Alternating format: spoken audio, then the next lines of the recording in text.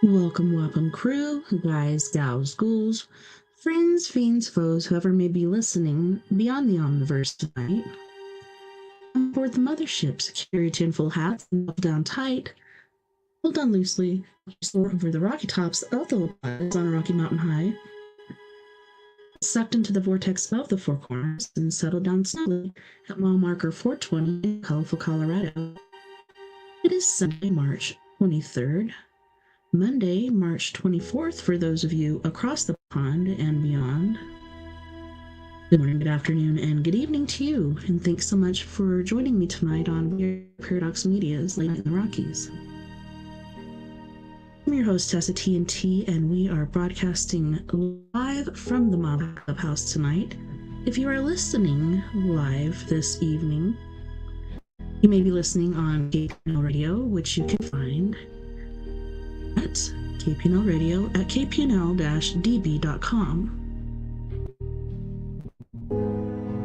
You can also find us on YouTube as well as Twitch. On YouTube it is We Are Paradox Media. On Twitch is We Are Paradox Media 101. So there is that. So tonight is story time with me, TessaTNT, and we are getting back into our book, Nazis and the Occult. The Dark Forces Unleashed by the Third Reich. Yeah, that's why we got grounded from Facebook, and we're not live on Facebook right now. Hopefully we'll get back on there sooner than later. Before we get to that, we'll go to our uplifting little book here. It's actually like on a foil.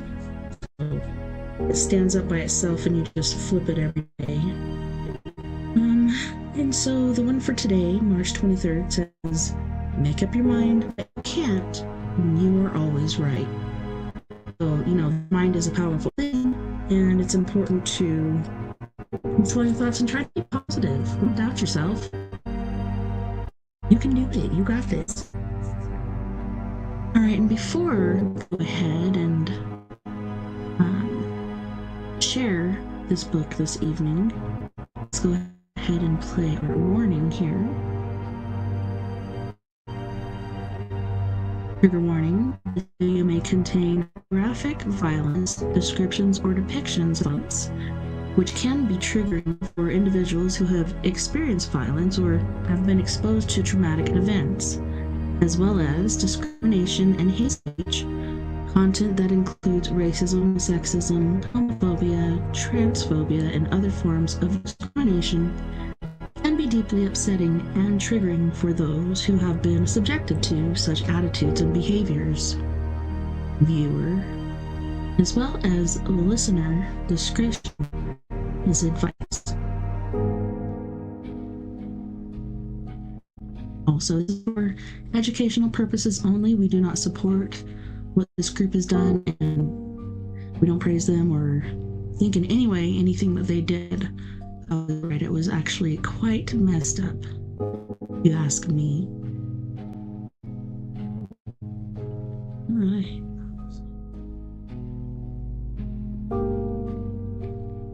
One should be popping up. This is the cover of the book.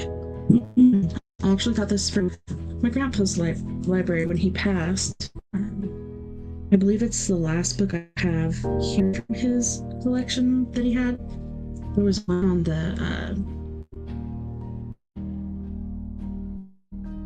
oh man, I can't even think of the name of it right now. I really wanted that book, but I didn't get it. I'm sure his son, your Uncle Mike, might have gotten it, but alright. Wotan is nearer to us than the Christian God. That was by F.R. Felix Fisher Godolibin of Olivia. Mother spoke frequently and frequently against organized religion, having denounced the Catholic as cruel and impotent for failing to intervene when his mother lay dying from cancer. The religions are all alike, no matter what they call themselves. They have no future, certainly none for the Germans, whether it is the Old Testament or the New Testament. It's all the same old Jewish swindle. One is either a German or a Christian, cannot be both. I feel as if I have read this already. Our peasants have not forgotten their true religion. It still lives. The old beliefs will be brought back to honor again. The peasants will be told what the church has destroyed for him. Whole secret knowledge of nature, of the divine, shapeless, the demonic. We wash off the Christian veneer and bring out a religion peculiar to our race. Our peasantry still lives in heathen beliefs and values. Through the peasantry, we shall really be able to destroy Christianity because there is in them a true religion rooted in nature and blood. And if rationing is to be believed, one night in 1933, Hitler announced his intention to tear up Christianity root and branch. He declared, "We must prevent the churches from doing anything like they are doing now. That is, losing ground day by day. Do you really believe the masses will be Christian again? Nonsense. Never again. That's finished. No one will listen to it again, but we can hasten matters. Parsons will be made to dig their own graves. They will betray their gods to us." Rockies has recently been discredited as a witness to history, but even if his quotations are questionable, another influential Nazi voiced the dislike of organized religion in uncertain terms. Alfred Rosenberg had written of the day he hoped to establish a national Reich church. On the day of its foundation, the Christian cross must be removed from all churches, cathedrals, and chapels, and it must be superseded by the only unconquerable symbol, the swastika. Himmler, however, would have preferred to do away with organized religion altogether. At the funeral of Reinhard Heydrich, he declared, "The Christendom is the greatest pestilence which could have fallen and befallen us in history, which has weakened us with every conflict we must finish with." The Luciferian Reformation. Incredibly, Hitler's enthusiasm for the root and branch reformation of Christianity was shared by those who should have known better. Academics and the intelligentsia. Intentions set out the Nazi justification for the justification of the Führer in Die 25 Thesen der Deutschen, the 25 Articles of Faith of the German religion. Excuse me. Away with Rome and Jerusalem, he stopped, referring to the Catholic Church and Judaism. Back to our native German faith, our religion is no more that of international Christ God, who cannot stop for sideways. Christianity, according to Professor Bergman, is an unnatural religion, the creation of a preeminently Oriental mind, which contradicts at almost every point the German sense of custom and morality. The new German religion worshipped Wotan, the god of knowledge, and the congregation would accept Adolf Hitler as their messiah. Oh my.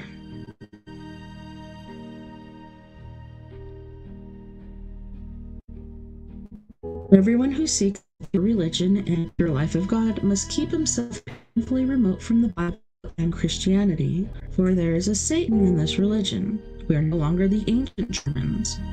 That does not prevent us from entering deeply into the German forest religion, and from realizing that the Gothic dome is an imitation in stone of the Germanic holy forest place, and that Gothic in its entirety derives from the German soul. Mankind indeed requires urgently to be free of Christianity and the Savior from beyond. We will no longer believe in Christ. We will be Christ ourselves and act as a Christ. The search for the Grail. brings us back to the Grail and Himmler's option of it as a priceless Aryan relic. Although it is commonly believed that the Grail is an artifact of Christian origin, the Cup of Light is a symbol of the higher self of the Western esoteric tradition and may well be yet another pagan idea shamelessly purloined by the early church.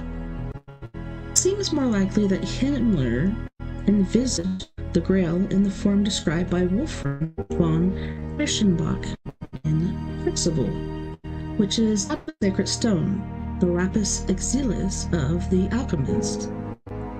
Possibly he didn't care what form it took so long as it was a vessel of occult power, through which he could channel the cosmic forces that would ensure the invincibility of the SS. Rana Devotev von Eschenbach and Wagner was convinced that the object of his lifelong possession was a sacred stone, and he traveled throughout Europe in 1931 in search of proof. He claimed to have founded in a small French town called Eustatus based in the Languedoc region under the guidance of a fellow enthusiast, Antonin Lebains, in the Antonin Godal. Godal was a member of a historical society known as the Friends of Montsegur and the Grail, and he had stocked a small museum with artifacts and documents from the period which Ron found invaluable. After describing the ancient documents and deciphering the inscriptions on the relics provided by all, Ron concluded that Zot, her legendary mountain of Grail, was in reality the Cathar stronghold, Montsegur.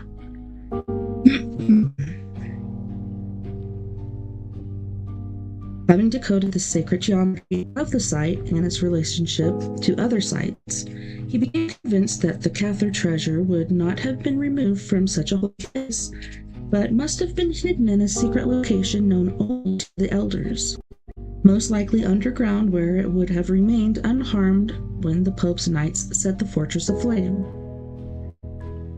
The result of his researchers was published in 1933 under the title Gegen die Grail, Crusading the Grail, which concluded that Parsifal, the Grail Knight, had been a Cathar. Inevitably, the book came to the attention of Reichsfuhrer SS Himmler. Himmler's Rasputin. It is said that Ron only agreed to accept a commission in the SS because it guaranteed him a square meal 3 times a day and unlimited funds to pursue his research. Whatever the reason, he certainly lived to regret it, as it put him under intolerable pressure to produce results, and it introduced him to the eccentric and unpredictable Karl Maria Willigut. Willigut, who had designed the Death's Head ring for the SS and was commonly referred to as Himmler's Rasputin, had at one time been certified insane, which made him the ideal Nazi expert in the occult.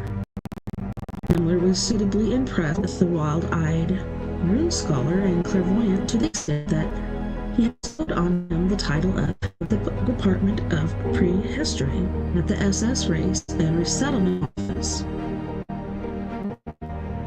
Willigut's qualifications for this prestigious post were his knowledge of runes and his ability to access 20,000 years of Teutonic history from the Akashic records, the collective memory of every human being, or, as John termed it, the collective conscious.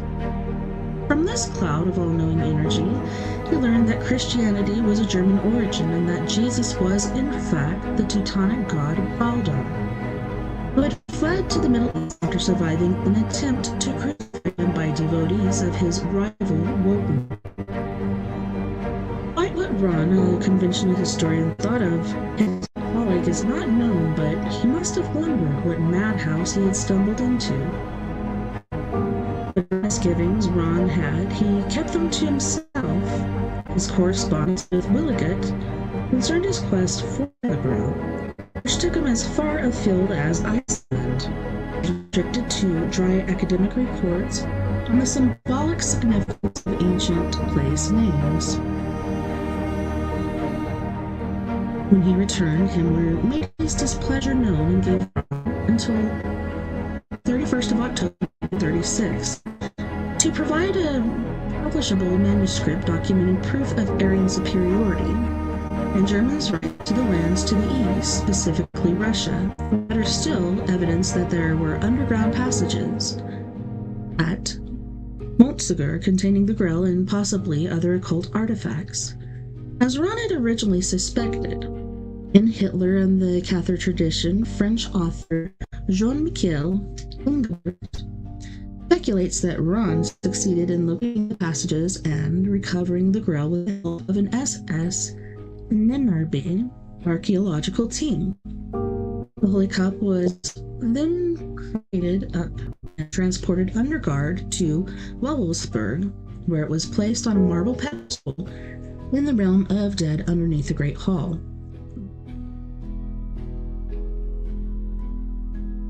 This seems highly improbable for several reasons, the main one being that mystics believe the Grail to be purely symbolic of the heightened level of awareness known as the Christ consciousness, which can only be attained through a spiritual quest. This accounts for its enduring fascination for spiritual seekers of all traditions. Not only accounts for its enduring fascination in Christian mystics. Besides artifacts, be they tarot cards, crystal balls, runes, or even the celebrated Spear of Destiny, have no inherent power of their own. The power comes from those who use the object to stimulate their own psychic sensitivities. Ron duly produced his report, Lucifer's Court, whose title and central theme betrayed the extent to which he had fallen under Himmler's spell. A typical passage reads as follows.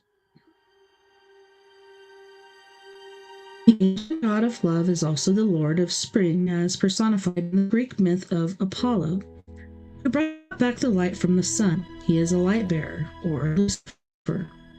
According to Apocalypse of John, Apollo was identified with the devil. There is much more light in the world than in the houses of God, cathedrals and churches, where Lucifer is neither able nor curious of entering because of the somber stained glass windows on which the Jewish prophets and apostles, the Roman, i.e. Catholic gods and saints are depicted. In essence, Ron is attempting to legitimize the Nazis' rejection of Orthodox Christianity by claiming that the early church demonized the true God, Lucifer, who is not to be confused with the devil or Satan. Satan was Jehovah, the false god of the Jews, which proves that Jesus could not possibly have been a Jew and that all Jews are in reality Satanists. Even the lunatic Willigert could not have invented a more twisted theory, but Ron appears to have been sincere in his beliefs. A newspaper report of the lecture he gave on the subject at the Dietrich Eckart House in Dortmund in January 1938 revealed his continuing loyalty to the Cathars. Speaking of the fall of Montsegur, he said, 205 leading followers of Lucifer were burnt on a huge pyre by Dominicans in the south of France after a large-scale priestly crusade in the name of Christian clemency. With fire and sword, the Lucifer doctrine of the light bearer was persecuted along with its followers. The Cathars are dead, but their spirit lives on.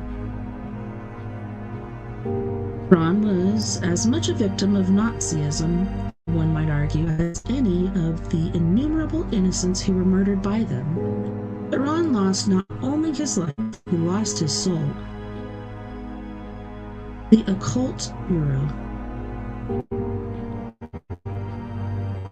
It is fitting that the man appointed by Himmler to head the Nazi Occult Bureau should bear such a striking resemblance to the traditional image of Mephistopheles, for if any branch of the Nazi administration had been conceived in him, it was this one. Its official name was the Honenerb, or of Ancestral Heritage, an innocuous title masking some of the most perverse activities ever conceived by the human mind, including sadistic experiments on concentration camp inmates Bureau Senior Administrator SS Colonel Wolfram Severs cultivated a trim black beard and a veneer of urban charm, giving him the appearance of the devil himself. And there is reason to suspect that, when he walked calmly to the gallows at Nuremberg prison in 1945, he did so in the belief that his infernal master awaited him.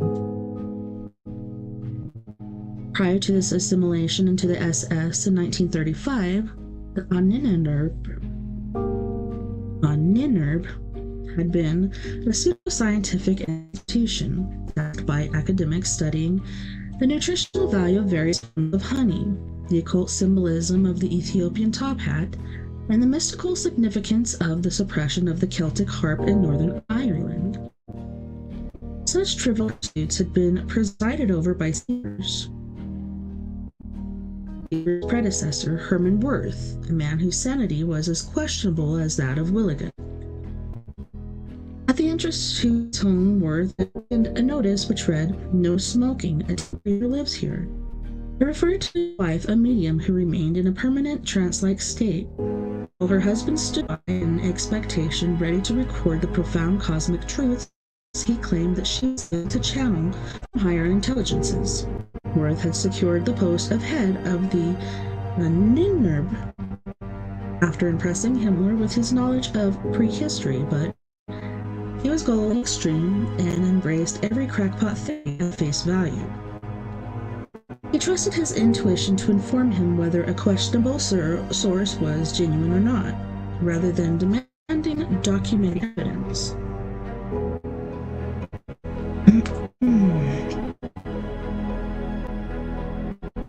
Or scientific proof. Let me make sure I'm on the right page. Yep. His unshakable belief in the mythical German homeland of Thule, for example, was based entirely on evidence offered by the patently fake Roland Chronicle, a supposed Nordic document which bore a 19th century watermark. Its authenticity was questioned. He justified his faith in it by saying that it was a copy and that he trusted that the original would surface when the owner felt the time was right.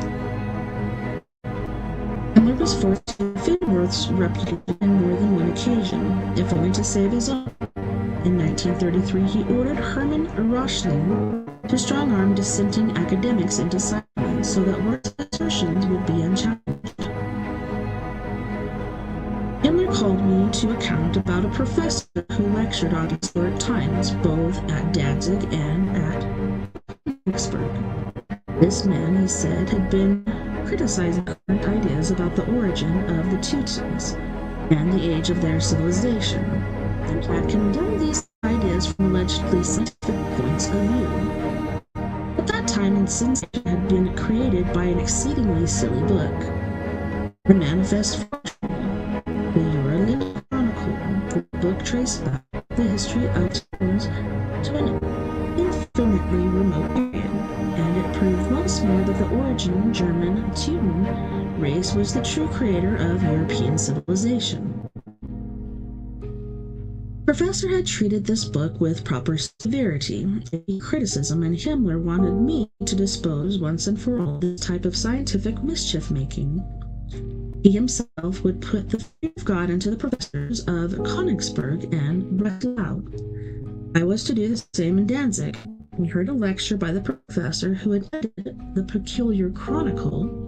For Worth, he had written some queer books on the origin of humanity, and had engaged in research into the primitive symbolism of prehistoric ages in signs and designs. Hitler was interested in the subject. Worth spoke at meetings in which the fundamentals of a new conception of God and the basis of civilization were discussed. Humanity, we learned, stood on the threshold of a new day. Every principle accepted at the present day was far gone in obsolescence. It could be of any service to us in the new era now dawning, but recollections and resuscitations of the earliest ideas and customs of the dawn of humanity. Prehistory is the doctrine of the imminence of the Germans at the dawn of civilization. However, Himmler eventually tired of having to defend Worth's unsubstantiated claims and replaced him with the staunchly loyal Wolfram Sievers. From the day he took office, Sievers implemented a root and branch restructuring of the entire institute, banding it to 50 separate departments, including the notorious Military Experimental Science Unit, which instigated refrigeration experience at Dachau concentration camp.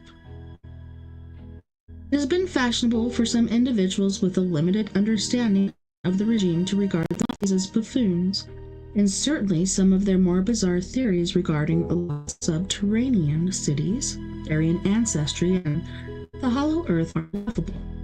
But it needs to be remembered that their ignorance and inhumanity had horrific consequences for those who were subjected to intolerable suffering in pursuit of the new science. That Dachau prisoner was forced to assist in tests to determine the effects of high altitude for the Luftwaffe, later described the effects of decompression suffered by prisoners. They would go mad and pull their hair in an effort to relieve the pressure. They would tear their hair and face with their fingers and nails in an effort to maim themselves in their madness. They would beat the wall with their hands and head and scream in an attempt to relieve the pressure on their eardrums. When the Luftwaffe complained that the test had failed to take account of the effects of sub-zero temperatures at high altitude and on pilots who might have to bail out over the Arctic Ocean, the MES obliged by ordering that malnourished prisoners be left out all night and buckets of freezing water thrown over them at regular intervals. As Francis King pointed out in Satan and Swastika, the only decent human beings involved in these disgustingly cruel and scientifically valueless experiments were the victims. He cites one particular episode reported to him as an example by a camp inmate in which 2 Russian officers were brought in and forced completely naked into a tank of freezing water. Hour after hour passed, though cold narcosis usually occurs in 60 minutes. In this case, the 2 were still fully conscious at the end of 2.5 hours. All efforts on our part to persuade the camp doctor to give them a narcotic injection were in vain. Sometime during the 3rd hour, one of the Russians said to the other, "Ask the officer to shoot us." The other replied that he didn't expect any mercy from the fastest dog. Then they shook hands with farewell, comrade. The experiment lasted at least 5 hours before death finally occurred.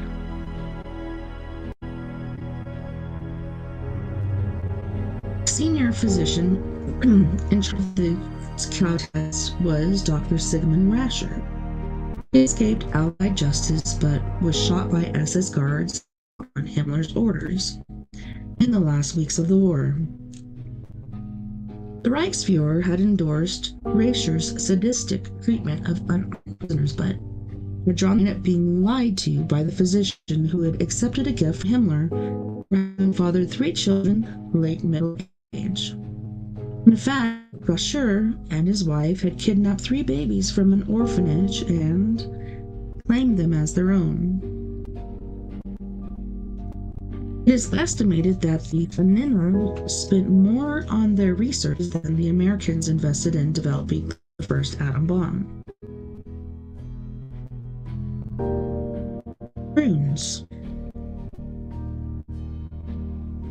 If there was one arcane obsession shared by both the Volkish, occultist, and the Nazis other than race, it was the runes, which featured on the helmets, weapons, banners, and armored vehicles of German army for reasons largely unknown to their enemies until after the war.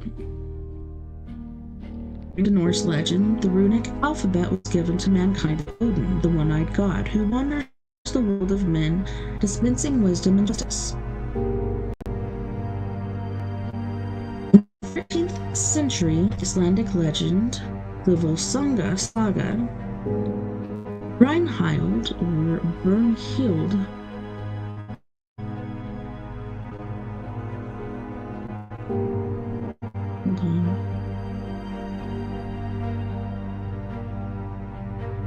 instructs Siegfried that runes are the root of all things, and assures him that if he carved the entire rune on his sword hilt, it would ensure victory in battle. Practiced 600 years later by the SS, the association with magic derives from the fact that runes predate the written word in Europe, their stark, simple outlines being that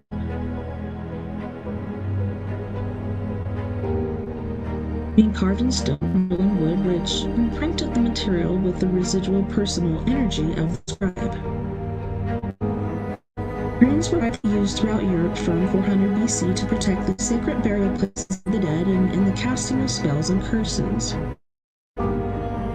Written language replaced them at the end of the Middle Ages, but even today, they retain their occult associations.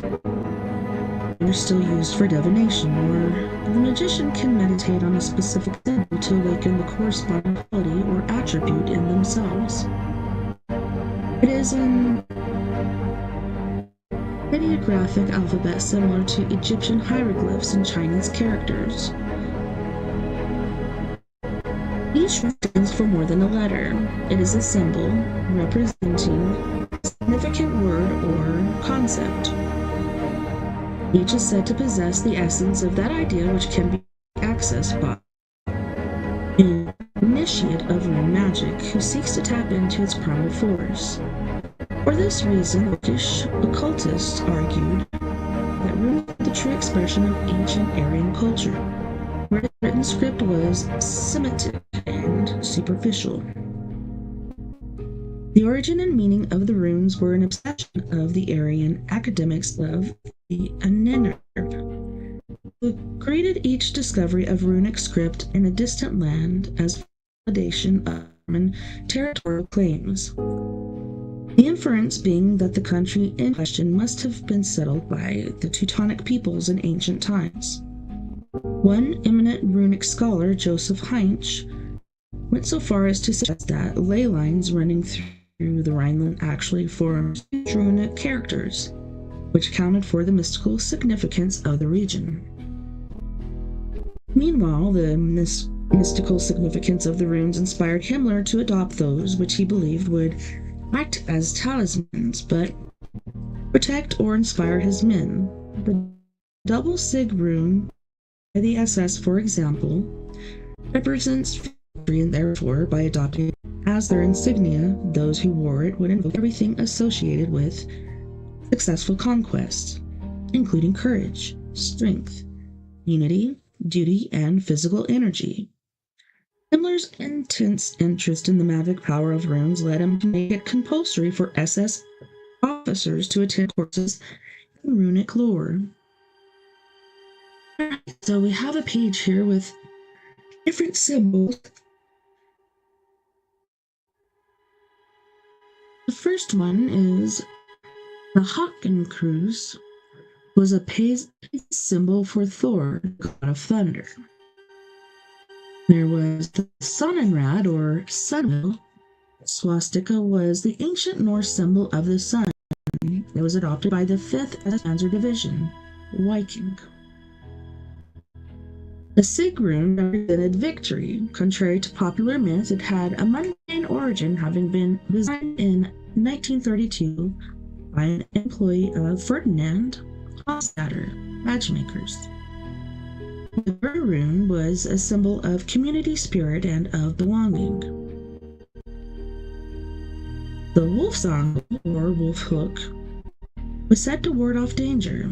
It was adopted by the 2nd SS Panzer Division, Das Reich. This version of the Wolfsangel was the insignia of Dutch SS.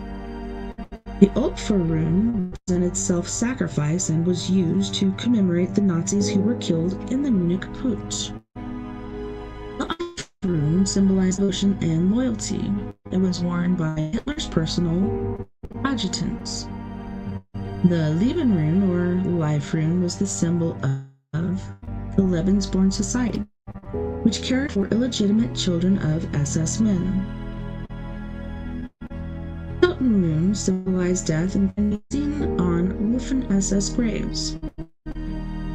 Tyre rune or battle rune was the ancient symbol of Tyre, the god of war. The high silken represented prosperity and appeared on the SS Occult or Death's Head ring awarded to SS officers. The Haggle rune was a symbol of faith.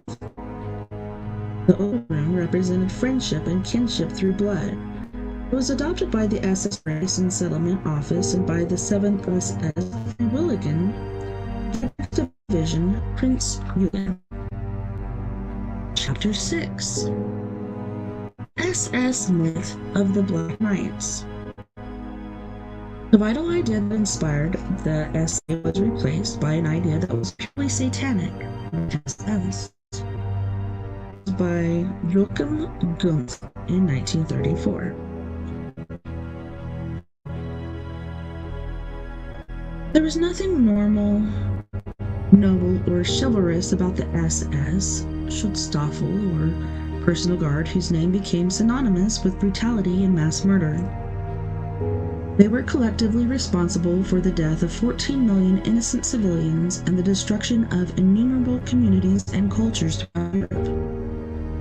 As overseers of concentration and death camps, they were directly responsible for the murder of 6 million Jews, as well as 5 million Russians, 2 million Poles, 500,000 Gypsies, and a further 500,000 of their own countrymen, whom they murdered because they were homosexual, disabled, or opposed to the Nazi regime. In their own minds and in the fantasies of their leader, former chicken farmer Heinrich Himmler, SS were the embodiment of the chivalric spirit and the reincarnation of the Teutonic Knights, who were entrusted with the preservation of the Aryan ideal and the extermination of the inferior races, namely the Jews and Slavs, in a cynical attempt to establish continuity with Prussian military tradition. He had named his new SS regiments after those which had brought glory to the empire in the days of Kaiser, in the campaigns against Napoleon. But the men of the Totenkopf, Lieberstandard, and Das Reich brought only dishonor to their fatherland. Originally formed in 1922 as an elite personal bodyguard for the Führer, there were still fewer than 200 men when Himmler was appointed the Reichsführer in 1929 at the age of 28. Within 4 years, his organizational skills had multiplied their ranks to approximately 50,000.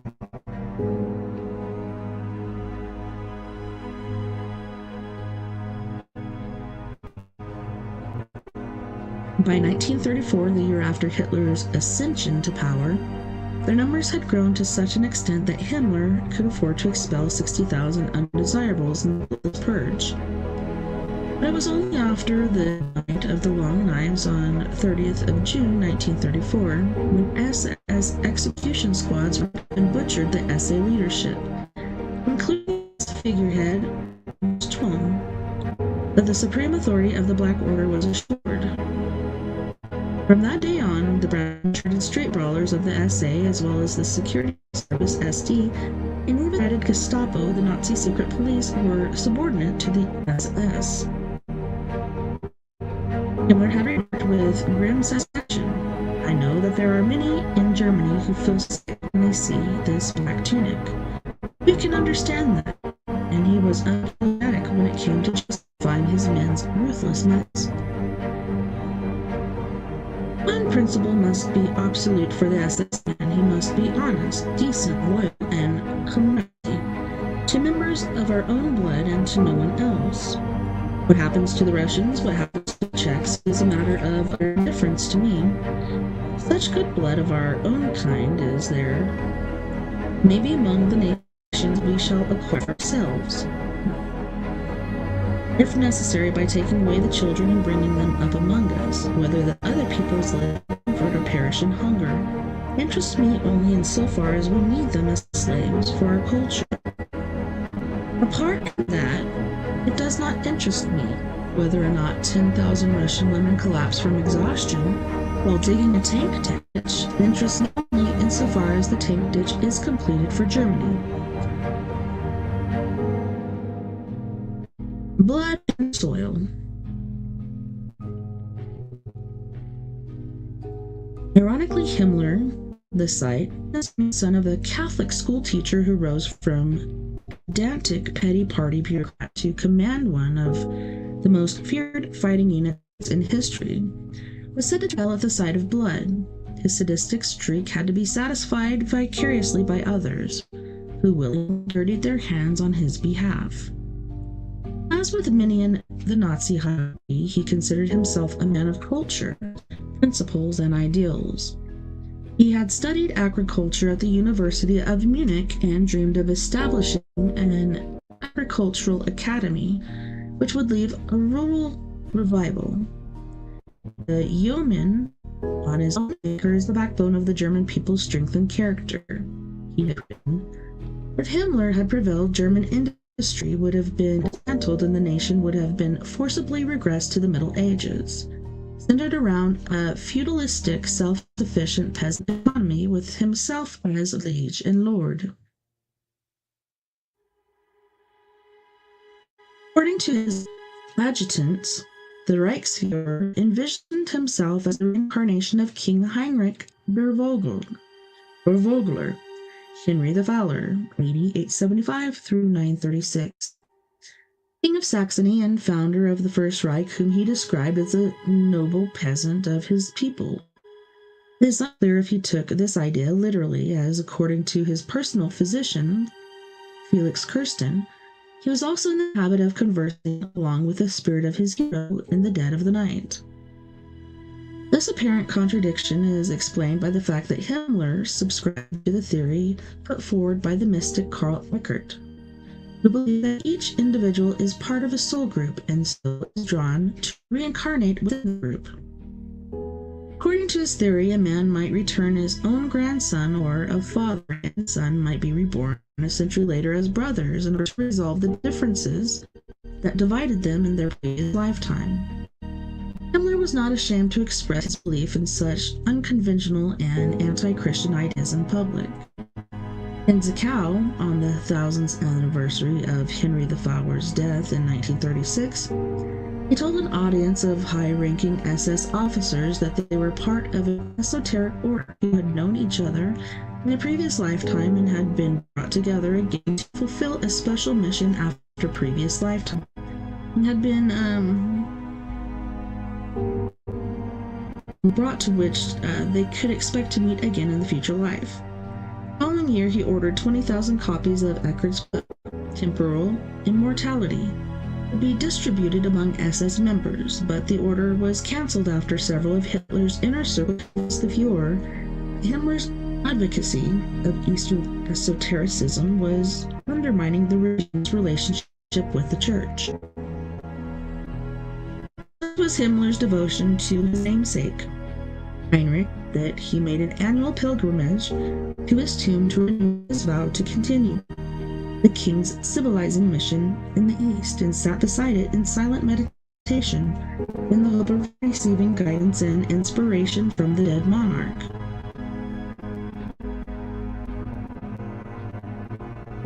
Ancestry, heritage, culture, and the sacred nature of the land loom large in Himmler's mythos, giving rise to the pernicious Nazi revision of the blood and soil doctrine, which maintained that the Aryans were Übermenschen, the master race, to be serviced by slaves like the pharaohs of ancient Egypt.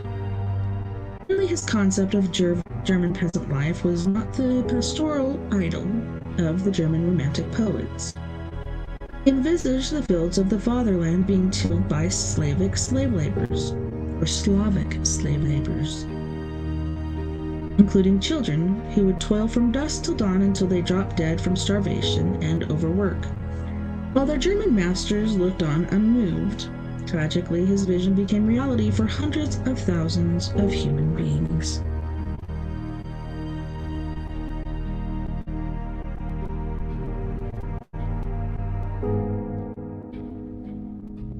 SS initiation.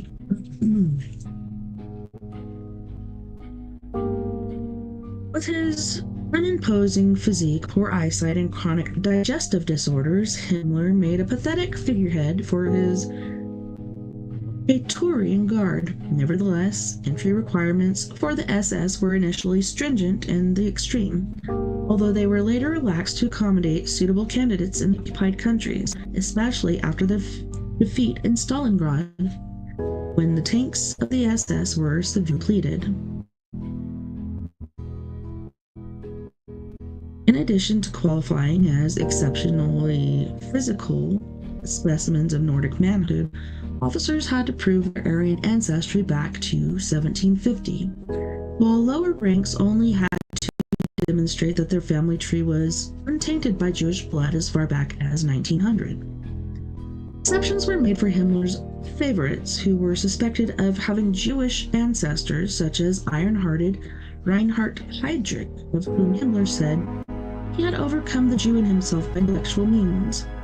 The whole Nazi concept of pure Aryan race was as farcical as it was tragic, for even Himmler had to admit to having Jewish relatives by marriage.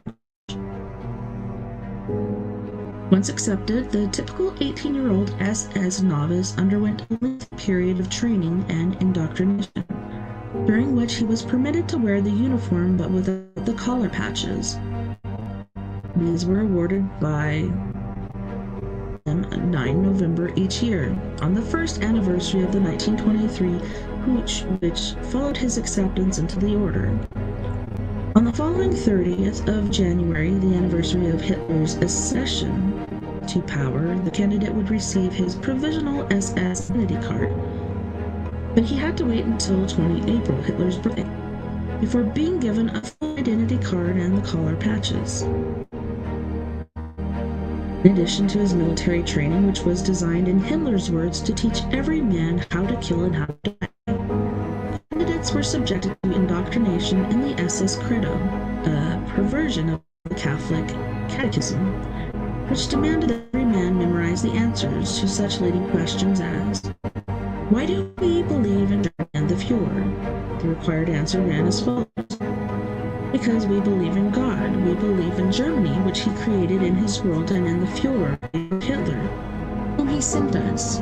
Once the credo was learnt, the candidate was required to attend a new pagan initiation ceremony, which culminated with him taking an oath that was intended to bind his fate to that of his Fuhrer and into death. I swear to thee, Adolf Hitler, loyalty and bravery. I swear to thee in the stars thou shalt appoint obedience unto death, so help me God.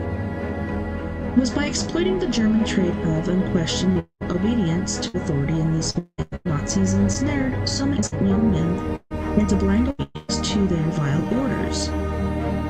Obedience was equated with religious observance and authority with the divine will. To question the state and its figurehead was tantamount to question the will of God.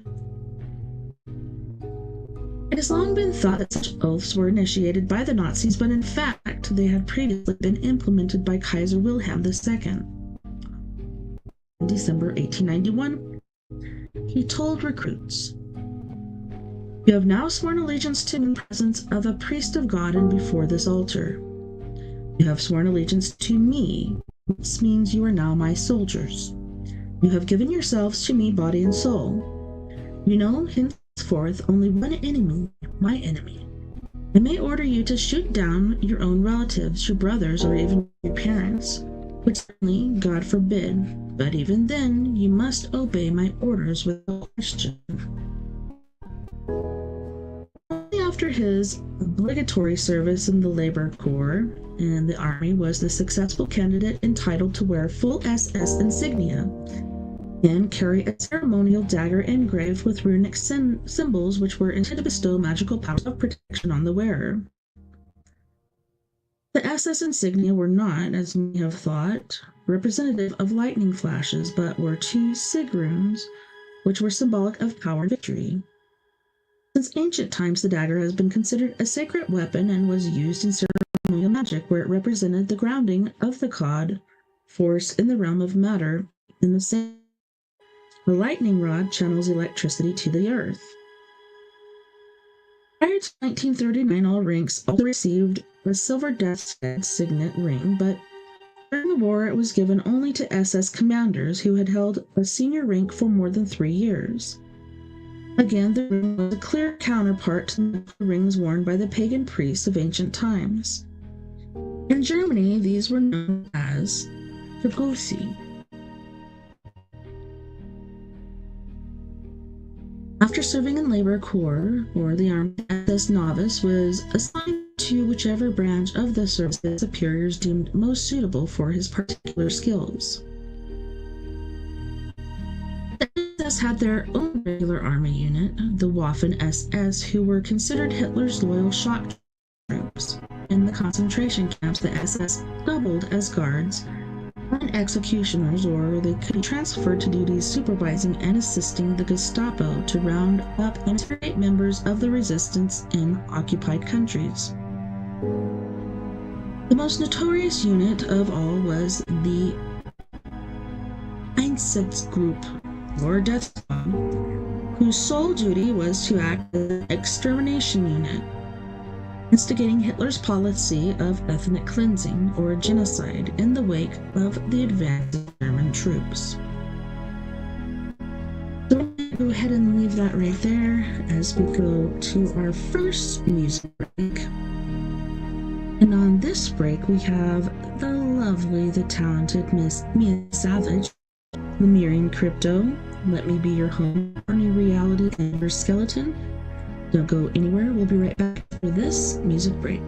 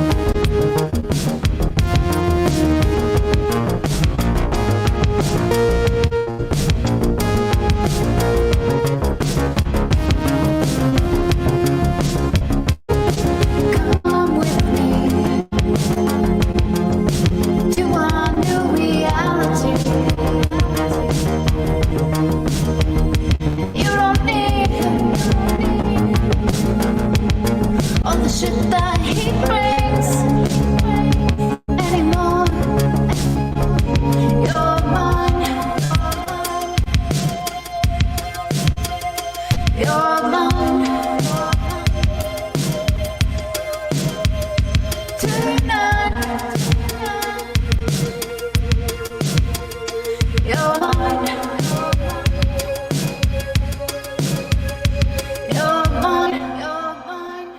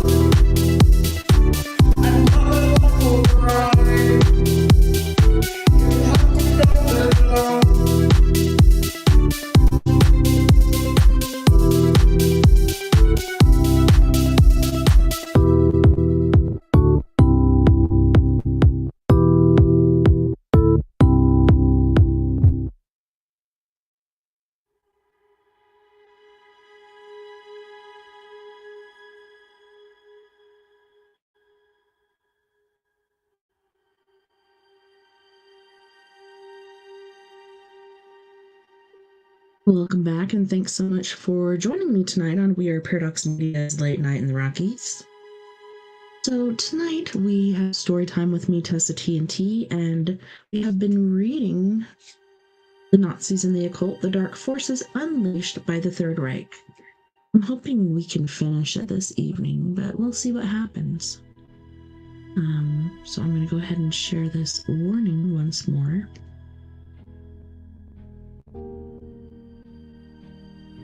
Trigger warning, this video may contain graphic violence, descriptions, or depictions of violence, which can be triggering for individuals who have experienced violence or have been exposed to traumatic events, as well as discrimination and hate speech content that includes racism, sexism, homophobia, transphobia, and other forms of discrimination, which can be upsetting and triggering for those who have been subjected to such attitudes and behaviors. Viewer and listener discretion is advised, and this is for educational purposes only.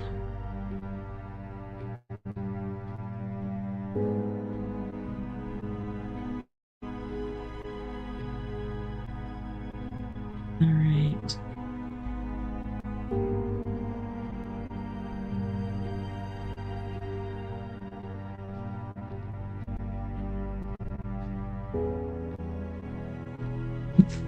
From cradle to grave.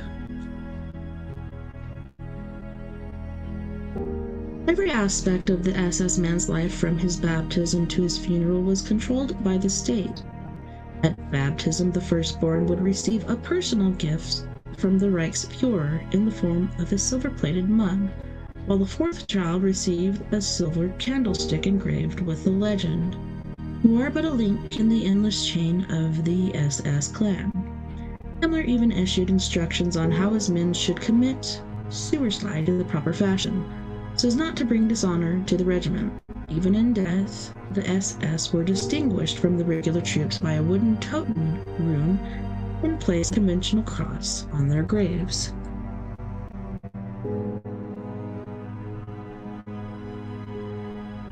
A dossier was kept, and each member detailing every aspect of their public and private lives, including their financial affairs. Even their prospective marriage partners were screened to ensure the conditions of race and healthy stock were fulfilled. Once they had been approved, even the ceremony was Nazified, purged of Christian elements, and officiated over by the local SS leader, who replaced the priest on May 3rd, 1943. Himmler made his views on conventional Christian marriage explicit. Marriage as it is today is the satanic work of the Roman Catholic Church. Guarded dispassionately and without prejudice, our present marriage laws are absolutely immoral. They lead to a decrease in the size of families. After the war, monogamy will cease to be enforced upon promiscuous mankind. SS and the heroes of this war will have wife who shall be considered to be his legitimate as the first. The permission to have two wives will be a mark of distinction. The racially pure blood of German heroes will be transmitted to as many offspring as possible. Any soldier who has distinguished himself in the war will be allowed to replace a non-Aryan wife with one who is pure Aryan. Himmler's obsessive interest in the procreation of healthy Aryan offspring is said to have found its ultimate expression in the Lebensborn, SS stud farms to which every unmarried woman over 30 was required to report and to put herself at their disposal to be made pregnant. Ironically, these human breeding farms proved inexplicably unproductive. The infant mortality rate was twice the national average, despite the administration of calming herb teas whose ingredients were cultivated in gardens attached to the concentration camps. Ghosts and graveyards.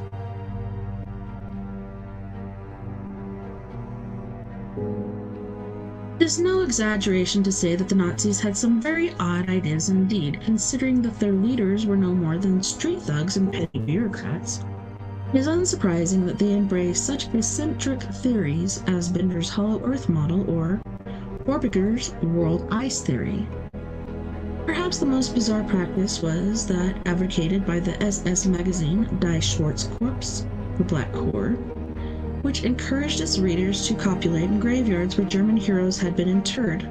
Lists of suitable sites were published only after they had been approved by the Ernennerb department of the SS, whose job it was to ensure that the cemeteries had not been polluted by non-Aryan spirits.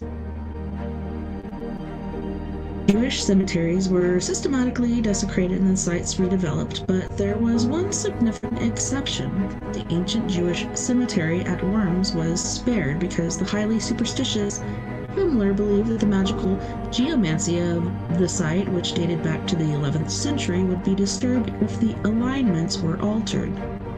It is also likely that he feared some form of divine retribution if any of the 2,000 graves would be disturbed, as the bodies had been buried in sacred sand brought from Jerusalem. Wewelsburg Castle.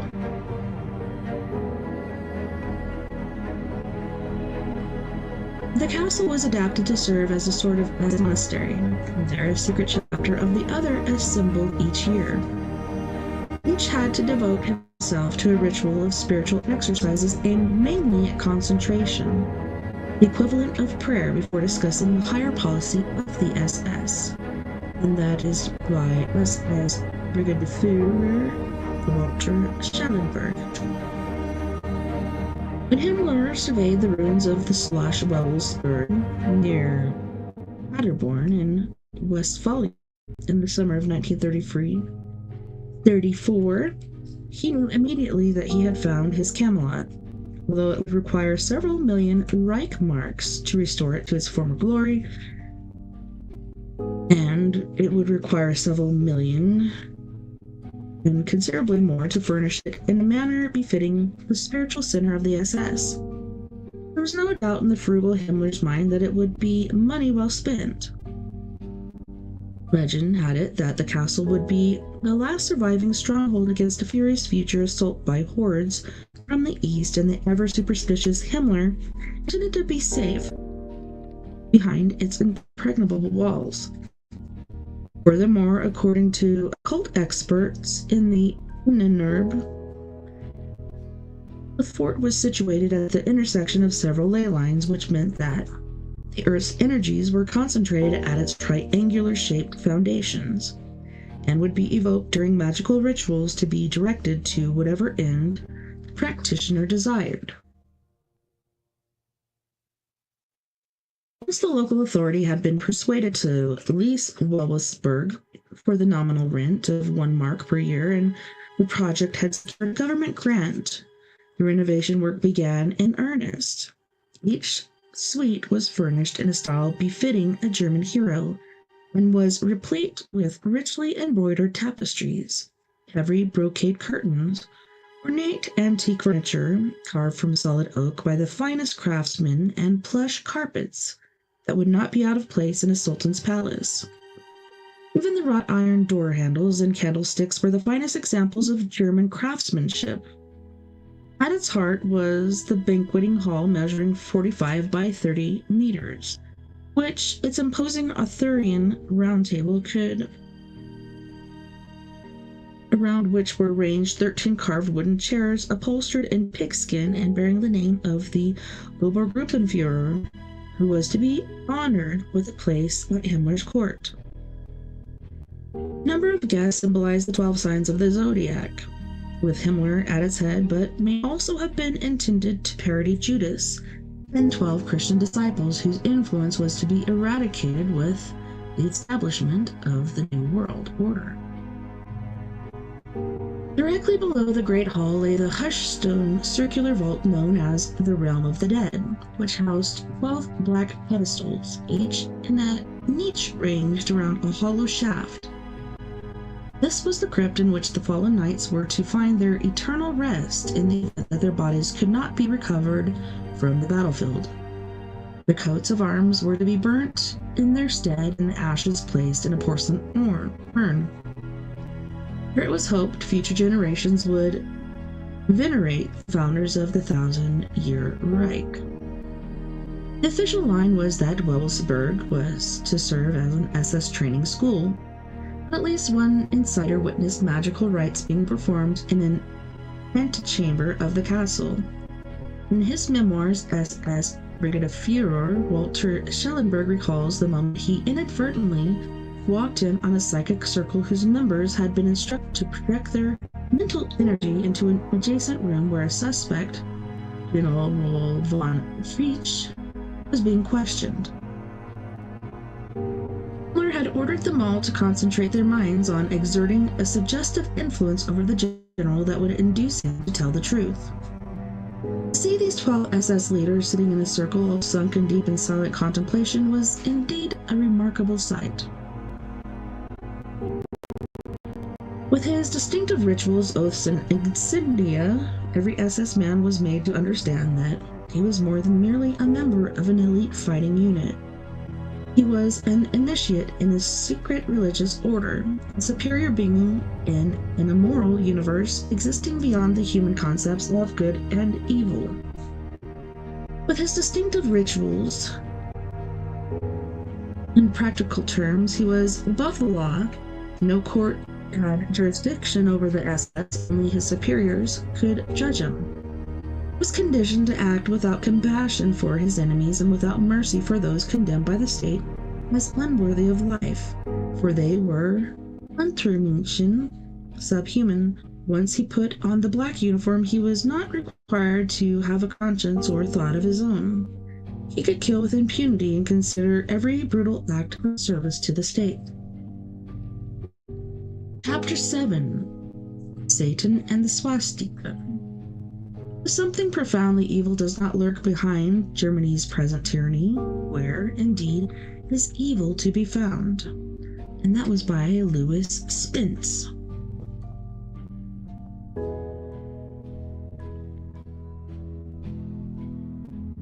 In 1940, the British occult historian Louis Spence, author of a best-selling book on occultism, published an anti-Nazi pamphlet, Occult Causes of the Present War, in which he voiced what many people had suspected for years: the idea that Nazi Germany was the creation of satanic forces intent on instigating a new dark age. In this work, Spence declared, the author reveals the nature and existence of hidden powers at work behind the Nazi organization, which he believes is but the outward, though appropriate, manifestation of Satanist and diabolic agencies which employ it for their own malignant purposes. Spence was not, as one might imagine, in the employ of Allied black propaganda agencies, but was genuinely convinced that socioeconomic factors, militant nationalism, and the power of Hitler's personality alone could not account for the emergence of his new evil empire. The Fuhrer is merely the creature and instrument of force, and for centuries have been making use of this or that dictator, tyrant, or other puppet notoriety to further their own arcane intentions, which, in a word, are the creation of general chaos and the final destruction of humanity. Spence argued that practically every European revolution was instigated by those who sought to overthrow Christianity, and therefore there must have been a malevolent intelligence exercising its influence on the disaffected, ruthlessly ambitious, and impressionable in Germany between the wars, as there had been in revolutionary Russia, in the Robespierre's France, and in Franco's Spain. Franco's conservative revolution had been actively supported by the Catholic Church. The new pagan movement in Germany, the uncompromisingly satanic origin of its method and intention, admits of but little dispute. The replacement of the cross by the swastika, the abrogation of the sacrament in favor of a rite resembling that of the mysteries of Demeter, the persecution of the Christian churches and their priests and ministers, and the replacement of the ritual or service and hymnology by blasphemous offices and songs, the erection of a new godhead, the instruction of the young in the myths of the past instead of in scriptures. All this affords the clearest proof of Germany's relapse into the type of paganism which the Satanists' policy and propaganda have invariably regarded as the most fitting medium for the destruction and expiration of the Christian faith. Of course, being a vociferous opponent of Christianity or organized religion per se, does not necessarily qualify someone as a Satanist. That was the fierce argument of the early church. More often, those seeking to loosen the stranglehold of the church, and particularly the Catholic Church, were simply aspiring to self-determination or social reform. But Spence and other writers who shared his belief in good and evil pointed to the deep-rooted practice of witchcraft and magic in Germany, which they presented as prima facie evidence that the country was a breeding ground for the black arts. While the Germans' morbid fascination with the dark lore of the forest proved that the population, specifically the peasantry, were predisposed to paganism. In truth, it was the rural Germans who were the most loyal churchgoers, superstition and ignorance being more likely to drive such people into the paternal protection of the church than into the coven. But Spence was right in one respect. The German psyche could be said to be inclined to morbid romanticism, and the Nazis had conditioned the population to see themselves and their enemies in terms of Wagnerian archetypes. Propaganda portrayed the statuesque blue-eyed blonde men of the SS as Siegfried personified, while the Jews and Slavs were the grasping dwarfs of the underworld. This trust of the outsider was deeply rooted in the nation's psyche and clearly ripe for exploitation. This inherent tendency to think in terms of racial stereotypes was not exclusively a German vice. It was symptomatic of this period, as society was reduced to the law of the jungle by the Great Depression. America had its gangsters, Europe had its fascist thugs. Lawlessness and extremism were on the rise across the Western world. Evil in all its forms was fighting for a foothold in the 20th century. Even the elderly Kaiser was reported to be looking to blame Germany's defeat in the First World War on malign and faceless forces, namely the Freemasons and the mythical and fictional occult brotherhood known as the Illuminati, who were reputedly behind every conspiracy in history and continue to be cited in the present day as the unseen hand behind every tragedy, from the invasion of Iraq to the assassination of Diana, Princess of Wales. In his country retreat at Dorn, Kaiser Wilhelm was said to have pored over volumes devoted to the occult and the arcane in a vain search for the answers which haunted his waking hours and disturbed his restless dreams. How could he have been tricked into gambling the destiny of his 60 million subjects in a war that Germany had blundered into? And why did he squander his opportunities during the stalemate on the Western Front, which gave the Americans time to enter decisively on the side of the Allies? Moreover, how did Germany lose the war after having won several significant battles? Such matters were soon to preoccupy his successor, Adolf Hitler, whose initial aim was to avenge the betrayal of 1918 and restore national pride, but whose inherent flaws made him a more suitable vessel for malevolent spirits who were drawn by the aura of resentment and repressed aggression surrounding the wounded German psyche and, once admitted, would possess it. Hitler was sufficiently shrewd not to lay blame on imaginary secret societies.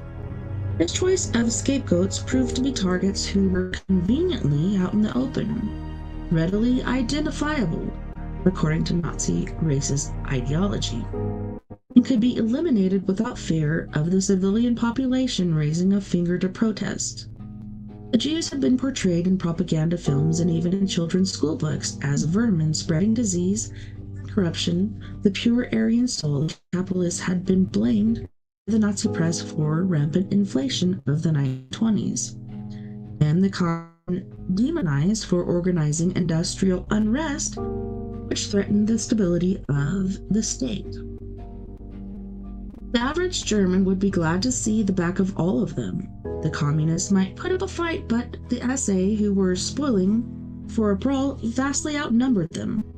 The Jews could be persuaded to accept resettlement, but they would have to surrender their property in exchange for the promise of safe passage.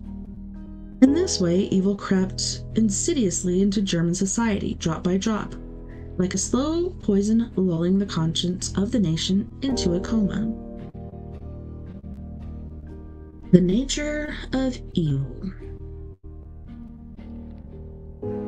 Whether one believes in evil as a conscious entity or defines it as a lack of empathy, the denial of the divine on oneself and others, Spence was spot on when he noted, evil seeks its own reflection in its ministers. It is indeed its prime imperfection that it is doomed to work with tools whose temper is as unsound as its own. Implements which outwardly seem trenchant and effective, but which the impact of use soon lose their keenness and reveal the baseness of their alloy. The whole history of evil shows that it is capable of functioning only by fits and starts, that it does not possess the reserves and staying power for its opposite, and that though its purpose and impulse are timeless, its vigor and judgment are unequal to the full achievement of its designs. Evil people are capable of wreaking havoc and causing suffering on a vast scale, but they are by definition self-centered and therefore self-defeating, which ensures that they are fated to fail. Evil can only succeed in the short term and only if there is a lack of determination to limit the damage that its agents can do. The Allies sorely lacked this resolve when Hitler began to assert the German people's needs for Lebensraum, living space, in the mid-1930s. The French in particular were weary of war, and the British buzzword for the period was appeasement. It was no secret that certain elements of European society and an influential section in America openly admired Hitler for the economic miracle he had apparently been able to create, by excessive borrowing with no intention of repaying the loans, and for his firm stance on the Jews. In this atmosphere of grudging respect, the Nazis were able to tear up the punitive Versailles Treaty, order massive rearmament under the noses of the Allies, and take back Rhineland in 1906 without a shot being fired. Tragically, the Second World War could have been averted at this point if France had opposed the reoccupation of Rhineland. German officers had orders to withdraw their troops if the French army deployed their forces to the region, but they remained in their barracks.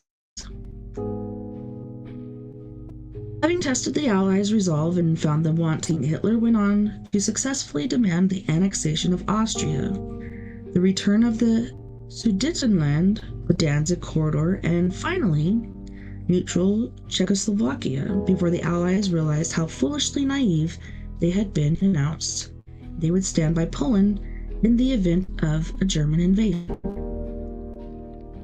By then, short of declaring a full-scale war, it was too late to stop Nazi aggression.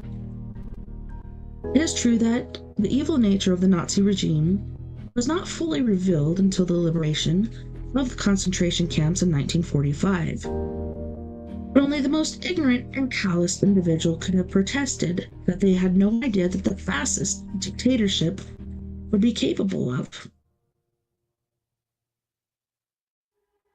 As the saying goes, it only requires good men to do nothing for evil to exist.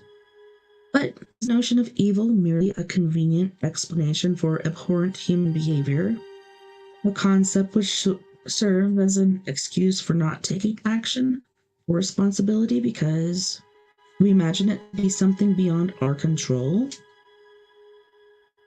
Or is there evidence that evil exists as a malign and conscious influence using criminals and tyrants as its agents? With regard to the charge that the Nazi hierarchy were servants of Satan, Spence observed, unless there had been a continuous tradition of evil, a steadily cumulative growth of its powers, and a definite and official leadership to put them into practice, it can never have seized its opportunities so skillfully or appropriately, or have capitalized on them so successfully. He noted that the deities of the world's religions do not manifest themselves to their worshippers, and therefore, why should Lucifer do otherwise? Nazism, he explained, was not initiated by Satanists, but infiltrated by them so that it could become more of their instrument for chaos and destruction. The process is as old as history, but history cannot remember a period nor a condition so appropriate to or so promising for the achievement of the grand satanic purpose as those which presented themselves in Germany between the years 1920 and 1940.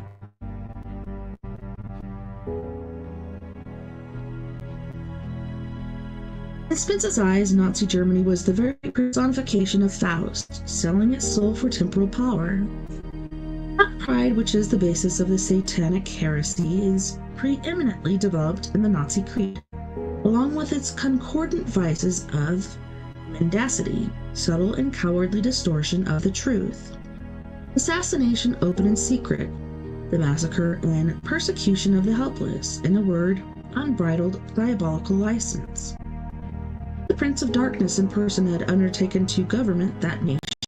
It is difficult to suggest how he could have borne himself otherwise than its unhappy leader has done, or with more fantastic wickedness.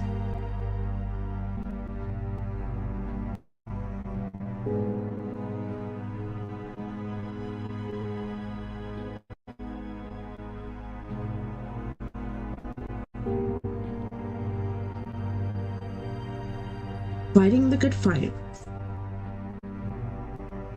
Spence and his occult colleagues were not the only people to express the belief that Germany had sold its soul to the dark side. The most vociferous critics of the Nazi regime repeatedly spoke in apocalyptic terms.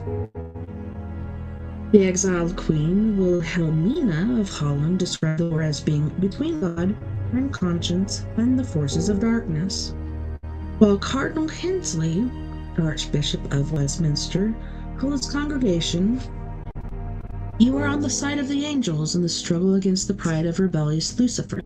The Anglican Bishop of Ipswich, Dr. W.G. Whittingham, was equally convinced of the righteousness of the Allied cause and the nature of the threat posed by their enemies.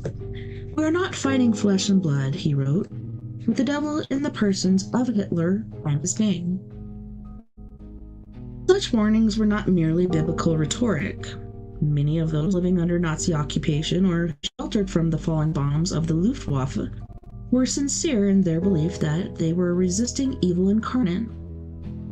It was only later, when they learned of the scale of Nazi atrocities from the cinema, newsreels, and from the lips of the victims during their testimony at Nuremberg, that they realized the terrible truth that human beings are capable of truly evil acts even without the urging of external influences.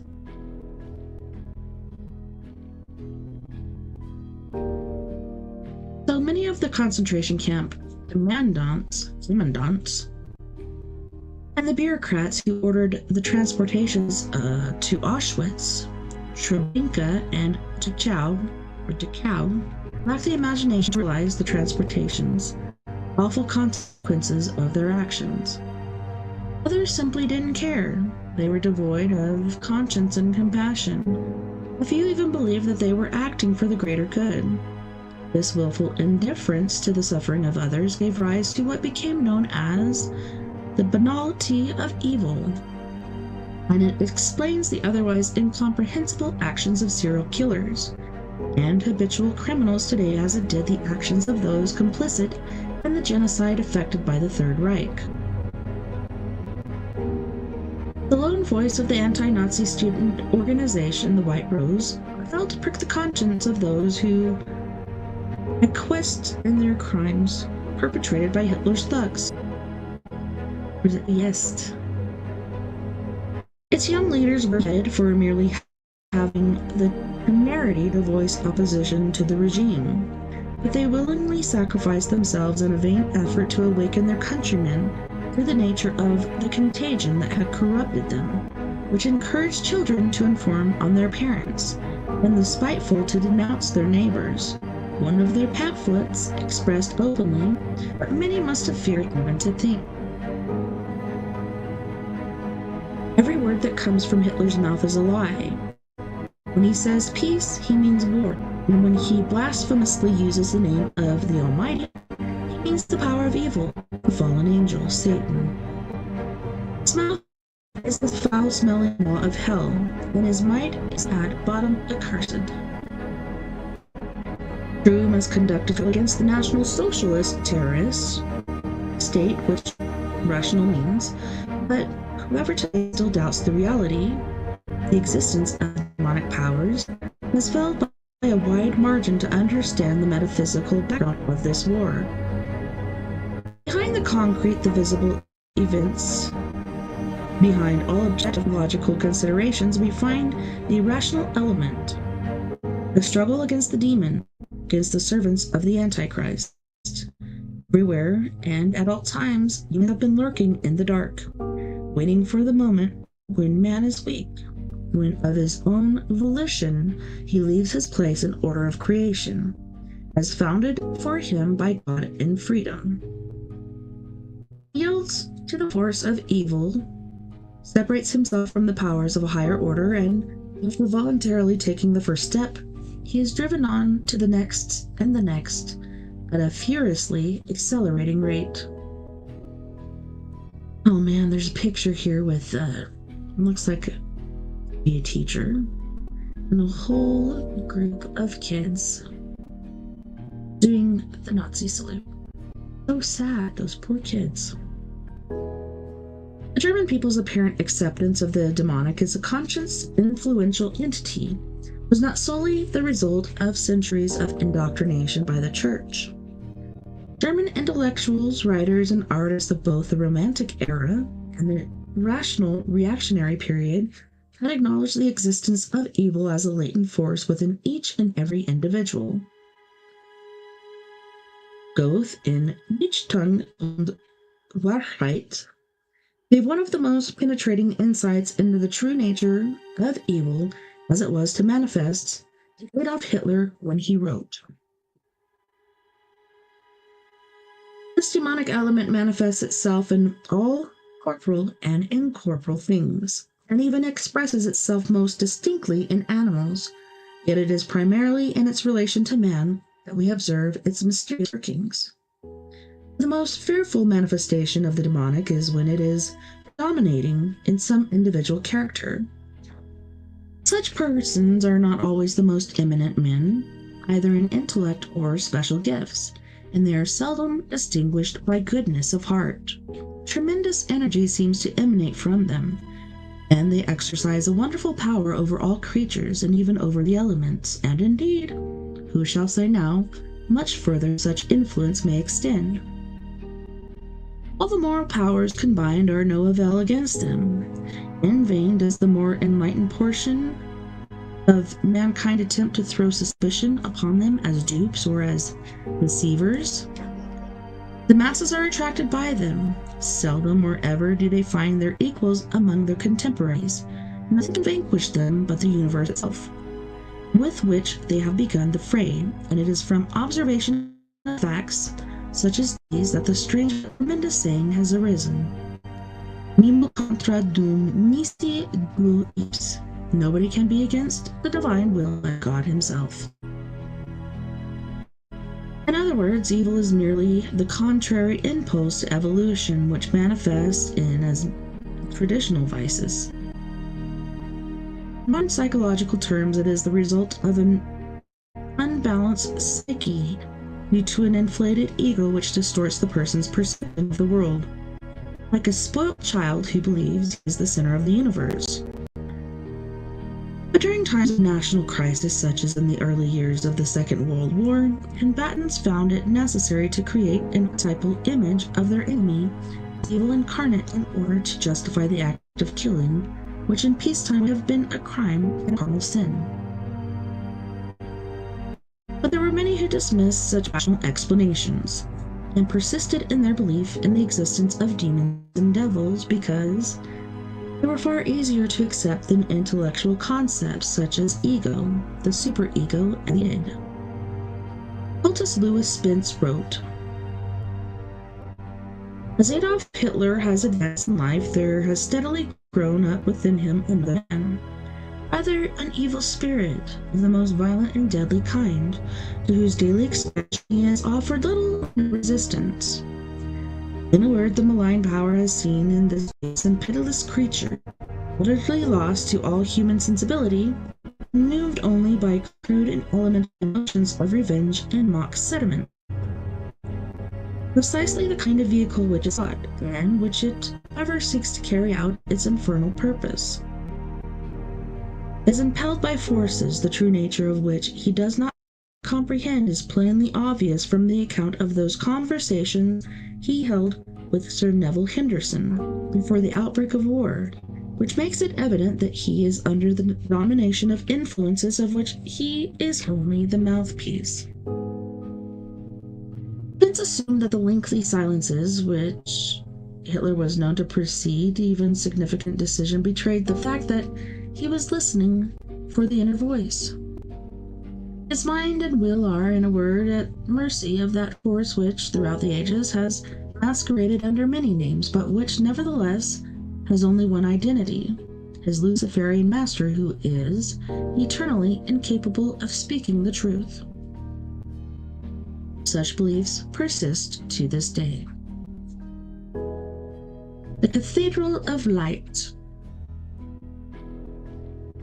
The following account of the climax of the 1936 Nuremberg rally is taken from the official party account of the event.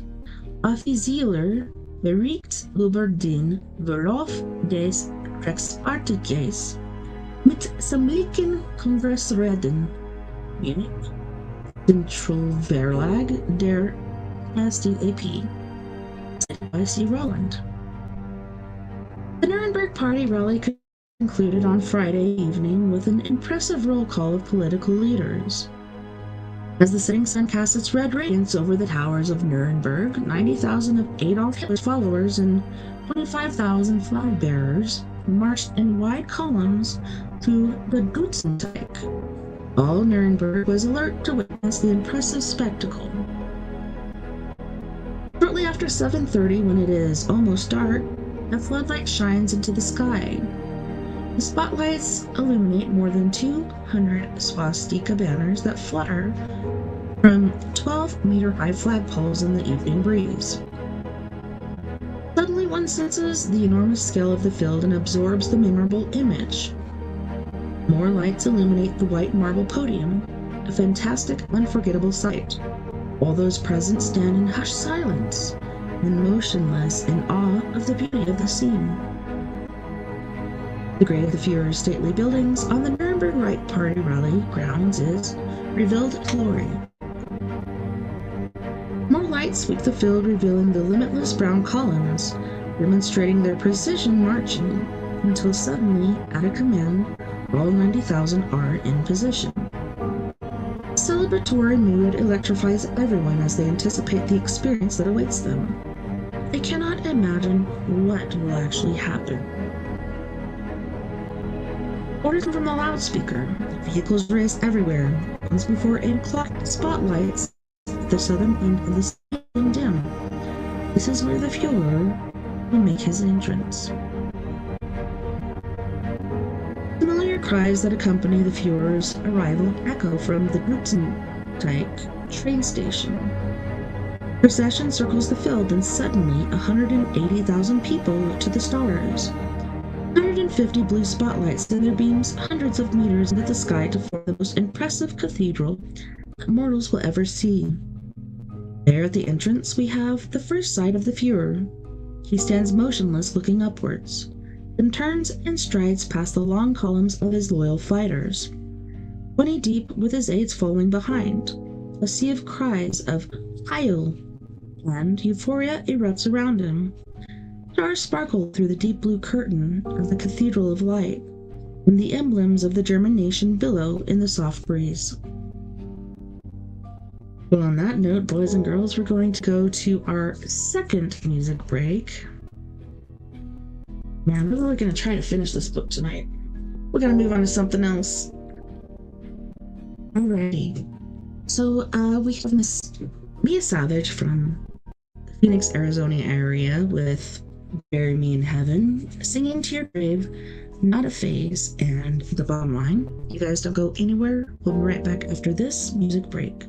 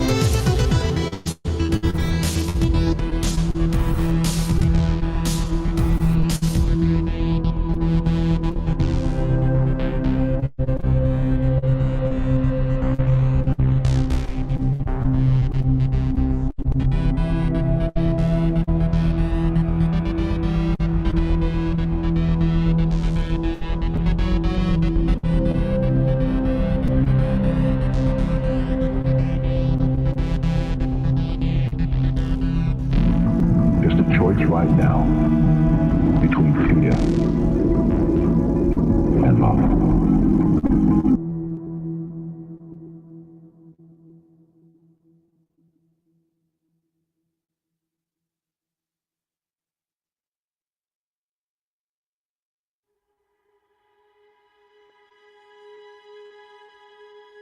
Welcome back, Weapon Crew, guys, gals, ghouls. Hope that was a good break for you. Pretty relaxing. I think I'm going to sleep good tonight.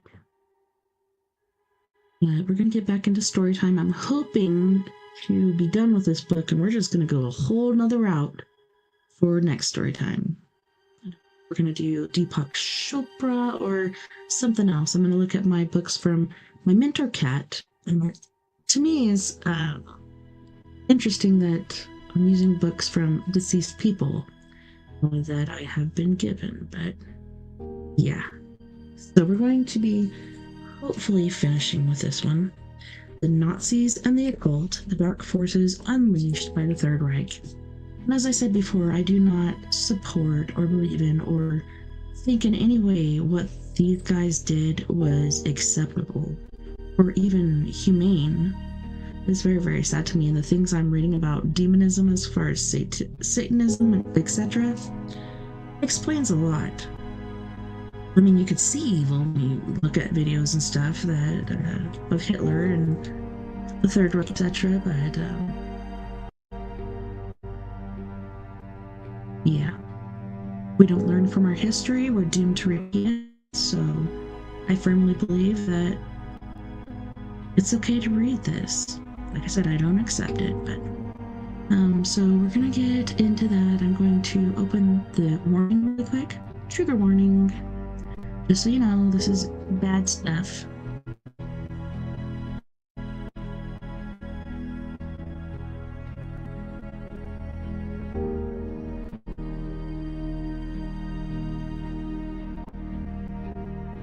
Trigger warning, this video may contain graphic violence, depictions of violence, descriptions of violence, and can be triggering for individuals who have experienced violence or been exposed to traumatic events. We're also most likely going to be reading about discrimination and hate speech, content that includes racism, sexism, homophobia, transphobia, and other forms of discrimination, which can be deeply upsetting and triggering for those who have been subjected to such attitudes and behaviors. Viewer and listener discretion is advised. This is for educational purposes only. And as I said before, we don't learn from our past, we're doomed to repeat it. Alright, let's try to get this in the bag.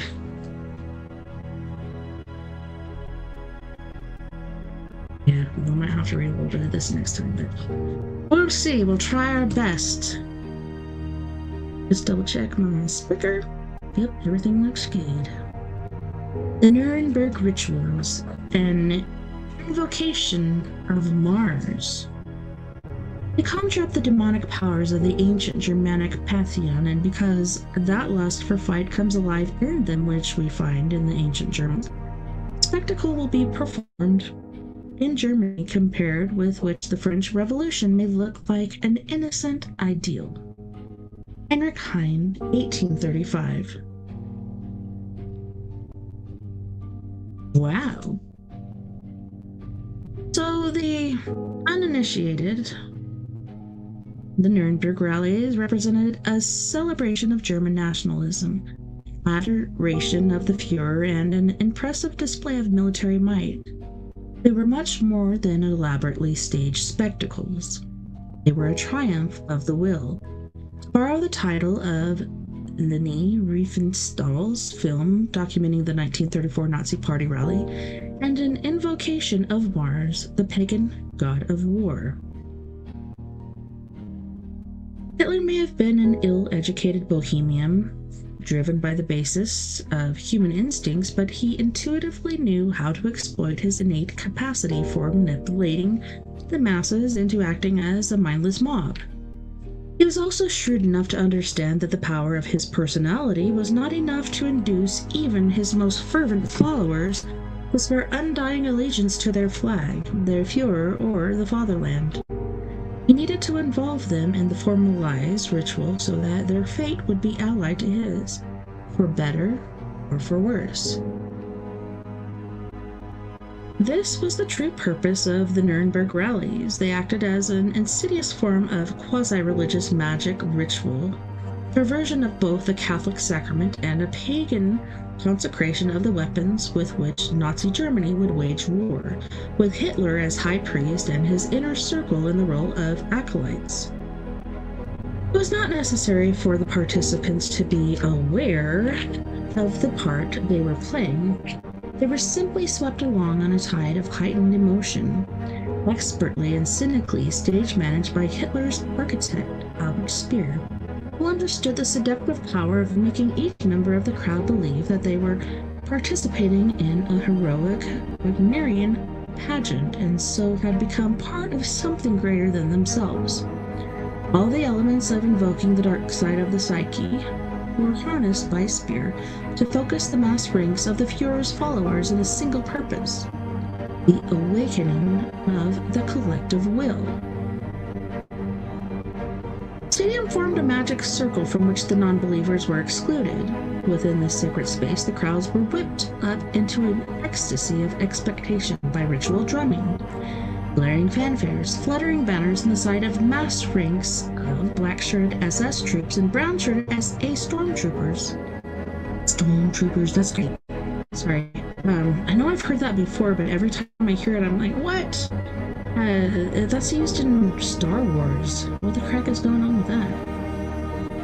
Marching with automated precision, this was designed to impress upon the onlookers the idea that they were privileged to be allowed to participate, that they were elite initiates of a special order and invincible so long as they remained loyal.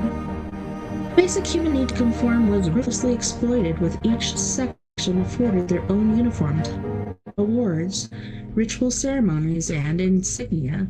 Even the women and children were made to join Hitler Youth and the BDM, under Duscher Mädchen, the League of German Girls. As the crowd waited in the hot sun, Wagner's music evoked racial memories of Nordic heroes and the mythic tradition of Aryan supremacy, after which stirring marches boasted of military glory, yet banners of red, white, and black fluttered in the afternoon breeze. The traditional colors of war, terror, and death. The late arrival of the Führer was designed for maximum impact, his arrival triggering a release of tension and idol worship akin to a modern rock concert. Overlooking the ceremony stood the high priest of his Black Order, Hitler's inner circle. This hierarchy was designed to give the illusion of order and of unity. In truth, Hitler's acolytes were a self-serving rabble who would have turned on each other had it not been for the overbearing personality of the Führer, holding his squabbling brood together. As dusk descended on the stadium, 200 searchlights were aimed at the sky to form what Speer called a cathedral of light. His words were well chosen. Clearly, the purpose had been to create the illusion of a magical temple.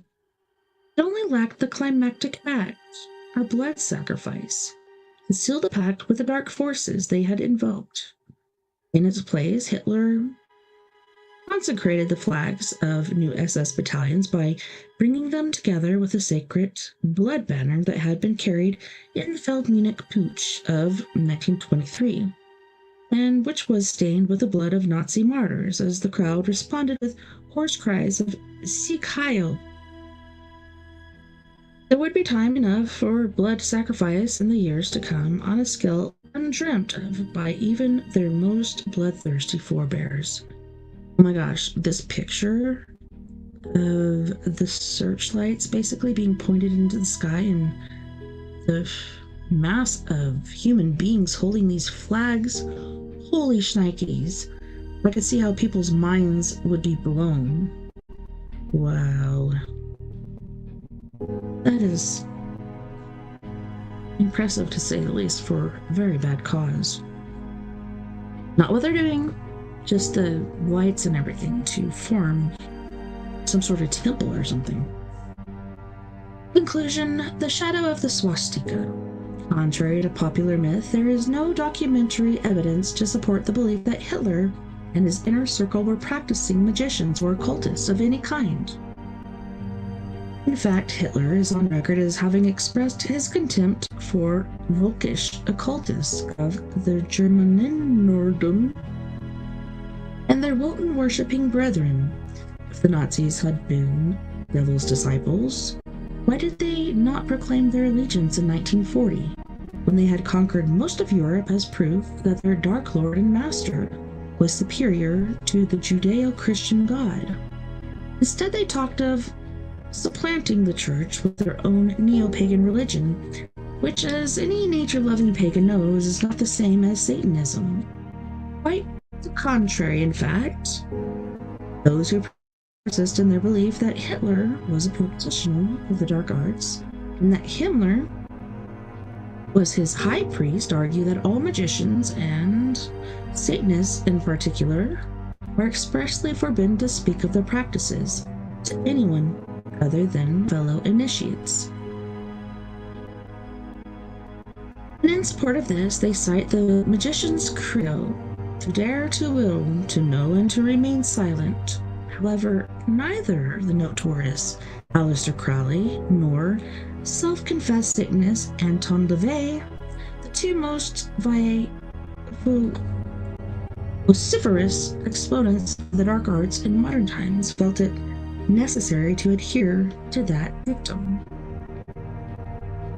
Neither is there any anecdotal evidence to support the claims made by crypto-historians, who have attempted to rewrite history with the Nazis recast as willing instruments of unnameable forces, dark forces. While it is a matter of record that the Nazis financed expeditions to Tibet and other supposed centers of esoteric power in search of holy artifacts, they did so primarily to establish a connection between Germans and Aryans. Racial rather than a religious quest, such distorted images have taken root. Because of decades, mainstream historians relied on two primary sources to prove the extent of the Nazis: obsessed with the occult, both of which are highly dubious to say the least. Aaron Rochling's fabricated memoirs have provided a wealth of fictitious quotes in which Hitler revealed a familiarity with esoteric lore. Recently, it came to light that the former Gauleiter had only met his Führer on one occasion, and that was only briefly. At no time did Roschling have a private audience with Hitler as he had claimed. Equally misleading has been Trevor Ravencroft's unquestionably fictional account of Hitler's occult initiation. The Spear of Destiny, which was published and accepted as fact allegedly against the author's wishes. But is this present work has demonstrated had Hitler had neither the self-discipline nor the inclination to follow the so-called left-hand path? Even if he had aspirations to ally himself with diabolical forces, he would have proven a poor pupil. It is fallacy that black magicians simply submit to the dark side or sell their souls in a Faustian pact with the devil and are instantly granted access, forbidden knowledge, and power. A magician, black or white, must first master mental discipline of meditation and creative visualization to open their third eye, the organ of psychic sensitivity, and thereafter practice such demanding tasks as the creation of thought forms. It is only after many years of rigorous training and devotion to the work, or the mysteries as they are called in esoteric circles, that the initiate can choose which path to follow. The path of self-realization and selfless service, or the path of self-serving self-indulgence. Of course, those who elect to take the left-hand path do not consider themselves evil in the traditional sense of the word. They believe that they have the right to do as they will. as the notorious Aleister Crowley termed it, and that by doing so, they are merely asserting their contempt for the constraints and superstitious conventions of Orthodox religion.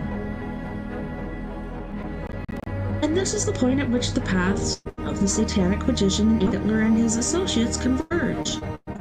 For while it is indisputable that Hitler and the Nazis were not active disciples of the devil, they did indulge their basest instincts and satiated their sadistic appetites to the detriment of their true nature, or higher self. In this sense, what these men did in making was the very definition of evil. They suppressed their own humanity and refused to see it in their victims. Moreover, they corrupted others, some by force, others by simply sanctioning their acts as brutality on their former neighbors and fellow countrymen who were deemed unworthy of the right to life. Some of the worst excesses of the Nazi era were carried out by ordinary men and women who were encouraged to give vent to their spite and vindictiveness, free of the threat of reprisal or the prospect of being brought to account for their actions. This was possible because both the perpetrators of these crimes and their Nazi masters considered themselves to be beyond good and evil. In short, the Nazi regime was capable of unleashing the torments of hell without assistance from supernatural forces. That does not mean that such forces were not at work in the world at the time. Only they were not in a form which we would understand or recognize as demonic. The aim of ceremonial magic is focusing on an adept's will to bring about change in consciousness or to effect a change in their environment. The Nazis were practitioners of magic in its truest pure sense, but they did so unconsciously, and because they were unaware of what they were doing and the nature of the forces they had unleashed, they found that they were unable to control it and consequently were consumed by it. It is not by chance that documentary maker Leni Riefenstahl's record of the 1934 Nuremberg Rally was entitled Triumph of the Will, for the focusing of willpower is the core element and key to successful magic. Hitler was not a magician, nor was he the Messiah the German mystics had prophesied. He was a true Untermensch, to use the Nazi term, a type of low, undeveloped personality, which allows itself to be driven by its instincts rather than intuition, the embodiment of the element force psychoanalysts call the ego, which occultists term lower self. In Jewish mysticism, Satan simply means temper and is symbolic of our shadow self, the dark side of the psyche, while the concept of the demon came from a corruption of daemon, Greek word for the human soul. That is messed up. What? Wow. I didn't know that. The devils and demons of medieval magic are the creation of the early church. They do not appear in the Old Testament. They were conceived to put the fear of God into potential sinners and give the church the means to enrich itself by selling absolution from the fires of purgatory. Later, they served to keep society on the straight and narrow until a body of civil laws could be formulated. Today, they serve no purpose other than as symbols of our fears and addictions. No one of sane mind has claimed to have seen a demon or the devil since the Dark Ages. Okay. Hitler never spoke of having heard demonic voices urging him to offer a blood sacrifice to his infernal master. I know I did see the demon. Fallen angel. Lucifer. Basically the devil. And yeah, I'm crazy. I think we're all a little crazy, aren't we? Alright. Nazis consciously to awaken people's psyche for their own selfish ends. It's not fate or destiny which put Germany on the path to self-destruction, the willingness of their leadership and willingness of the people to submit to the greater will.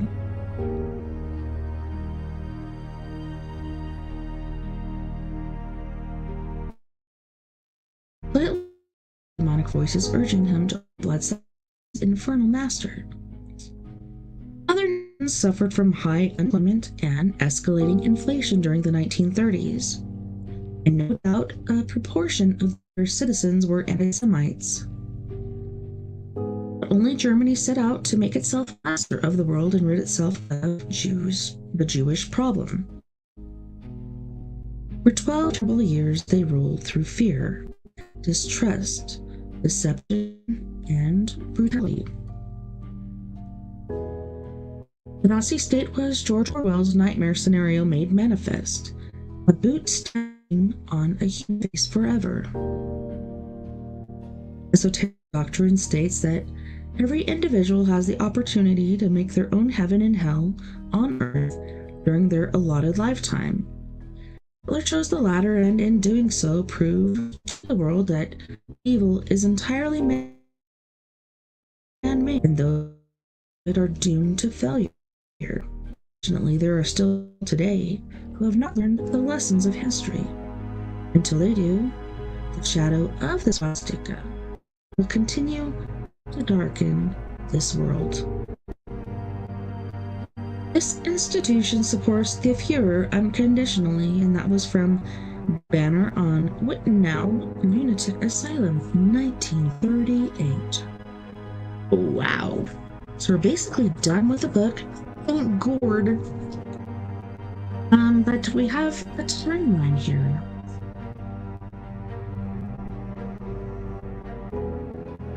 Right, what's this, I suppose? Timeline 1889, April 20, 1889. Adolf Hitler was born near Linz, Austria. First World War ends, Germany defeated on November 11th, 1918. June 28th, 1919, signing of the Versailles Treaty. July 29, 1921, Adolf Hitler elected leader of National Socialist German Workers' Party. November 9, 1923, the Munich beer hall Rouge Valves, Hitler imprisoned. July 18, 1925, Mein Kampf published. October 29, 1929, Wall Street stock market crash ushers in the Great Depression, results in widespread inflation and high unemployment in America and Europe. September 14th, 1930, Nazis' second largest political party in Germany. January 30th, 1933, Adolf Hitler becomes Chancellor of Germany. March 23rd, 1903. As a result of the Reichstag fire of 27 February, Hitler invokes emergency powers.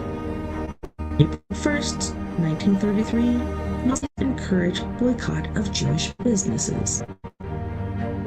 May 10th, 1933, ritual book burning in German cities. July 14th, 1933, Nazis outlaw opposition parties. June 30th, 1934, the Night of the Long Knives.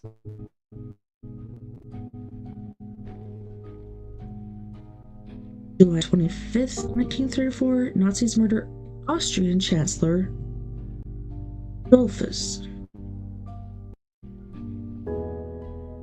Alright, I've been going back and forth, but these are two separate lines. So, August 19th, 1934, Hitler is confirmed as Führer. March 7th, 1936, German troops occupy Rhineland and oppose. August 1st, 1936, Olympic Games open in Berlin. Germany's Anschluss union with Austria. March 12, 1938. October 15th, 1938, German troops occupy Sudetenland. November 9th, 1938, Kristallnacht, the Night of the Broken Glass. So throughout Germany, Nazi thugs and their supporters smashed the windows of Jewish businesses and set synagogues on fire. On November 11th, 1918, the World War ends and Germany is defeated. July 29th, 1921, Adolf Hitler elected leader of the National Socialist German Workers' Party. July 18th, 1925, Mein Kampf is published. September 14th, 1930, Nazi's second largest political party in Germany. March 23, 1933, as a result of Reichstag fire of 27th of February, Hitler invokes emergency powers. May 10th, 1933, ritual book burning in German cities. The Night of the Long Knives was June 30th, 1934. August 2nd, 1934, death of German President von Hindenburg. September 15th, 1935, Nuremberg race laws deny Jews equal rights. July 18th, 1936, Civil War in Spain. Fascists under Franco received military aid from Germany. June 11th, 1937, Soviet army severely weakened and demoralized after Stalin instigates purge of senior Red Army officers. September 30th, 1938, British Prime Minister Neville Chamberlain signs Munich Agreement, guaranteeing Britain and her allies will not intervene if Hitler reclaims the Sudetenland. Chamberlain claims he has secured peace in our time by appeasing Hitler and preventing a European war.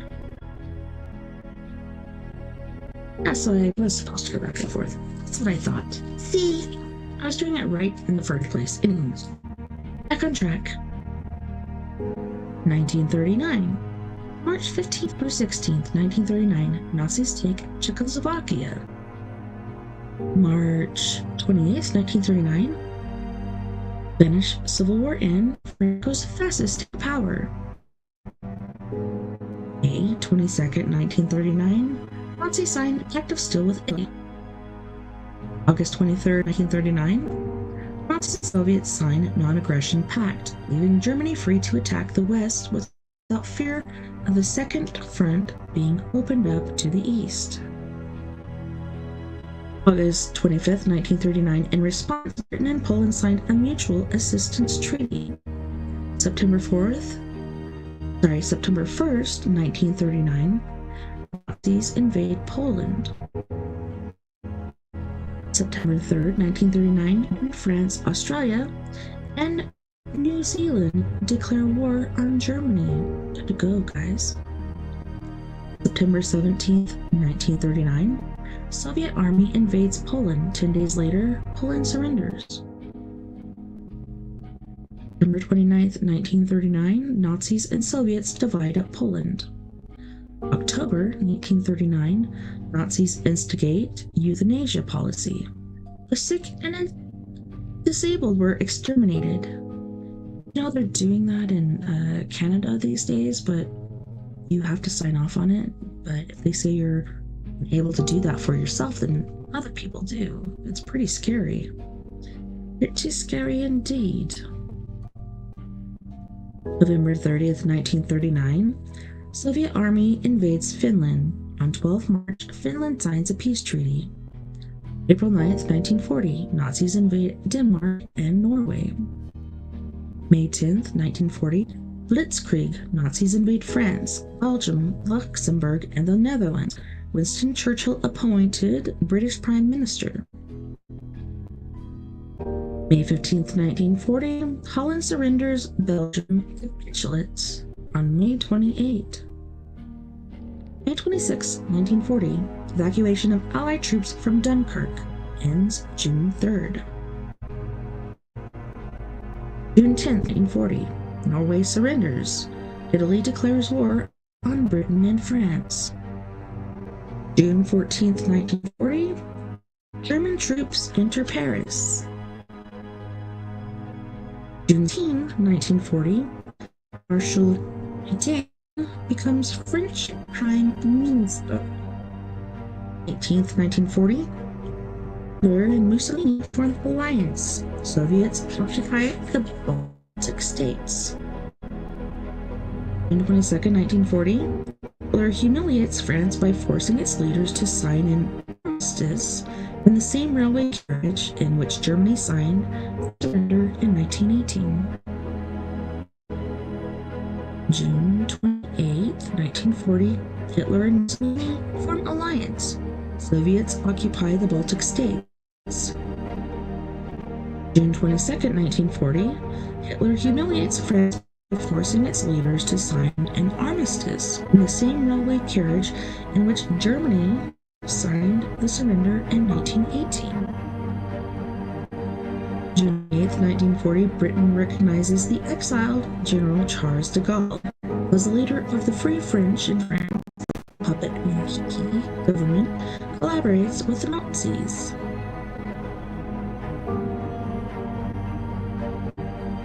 July 1st, 1940, German U-boat campaign begins in the Atlantic, harassing convoys, bringing vital supplies to the British Isles. July 10, 1940, Battle of Britain begins. Throughout August, German bombers target British airfields and factories. The British respond by bombing Berlin, the first range raid of the war. September 13, 1940, Italians invade Egypt. September 15, 1940, German air raids extend to Southampton, Bristol, Cardiff, Liverpool, and Manchester. September 26, 1940, Axis formed when Germany, Italy, and Japan signed the Tripartite Pact. October 7, 1940, German troops invade Romania. October 12, 1940, Germans postpone Operation Sea Lion. October 28, 1940, Italian armies invade Greece. November 20th, 1940, Hungary joins the Axis, followed 3 days later by Romania. December 9th through 10th, 1940, British North African campaign against the Italians. Alright, we're gonna, well, it says 1940, but there's nothing under it, so we're gonna hop on over to 1941.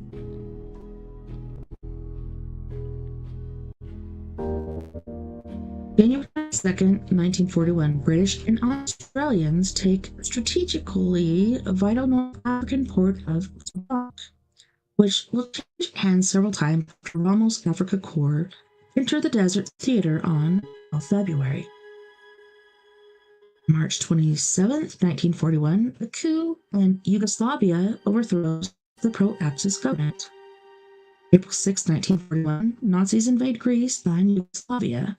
The latter surrenders on 17 April. Greece surrenders 10 days later. May 10th, 1941, Deputy Führer Rudolf Hess flies to Scotland and is arrested. May 27, 1941, Nazi flagship, the Bismarck, sunk by the British Navy. June 1941, Nazi SS Einsatzgruppen begin a program of mass murder in Latvia. June 22, 1941, German invasion of Soviet Union, codenamed Operation Barbarossa. July 3, 1941, Stalin orders a scorched earth policy in the face of the advancing Germans. July 12, 1941, British and Soviets sign mutual assistance agreement. July 31, 1941, Göring instructs Heydrich to instigate final solution, the mass extermination of the Jews in Germany. September 1st, 1941, Nazis order Jews to wear yellow stars. September 3rd, 1941, first experimental use of gas chambers at Auschwitz. Operation Typhoon begins. German advance on Moscow. Withdrawal begins 5 days or 4 days later. Soviet army launches a major counter-offensive on Moscow. German retreat begins.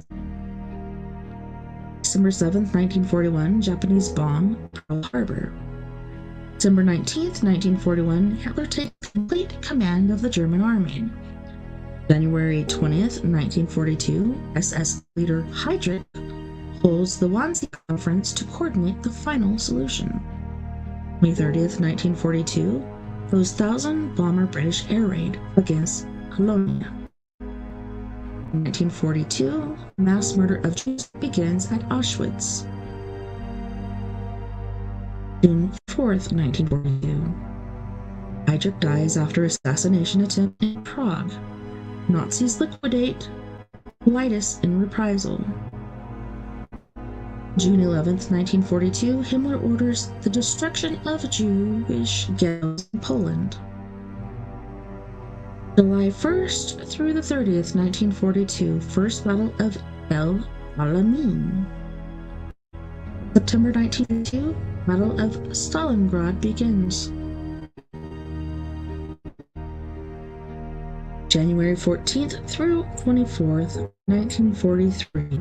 At Casablanca, Churchill and Roosevelt demand the unconditional surrender of Germany.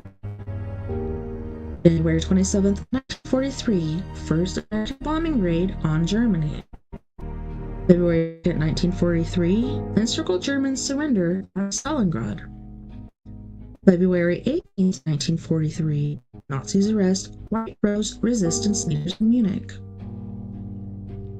April 19th, 1943, Waffen SS launch assault on Jewish resistance group in Warsaw Ghetto. Resistance holds out until 16 May. May 13, 1943, German and Italian troops surrender in North Africa. July 9th through 10th, 1943, Allies land in Sicily. July 25th through 26th, Mussolini arrested and replaced by Marshal Giulio. He is rescued 6 weeks later by the Germans. October 1st, 1943, Allies enter Nepal, Italy.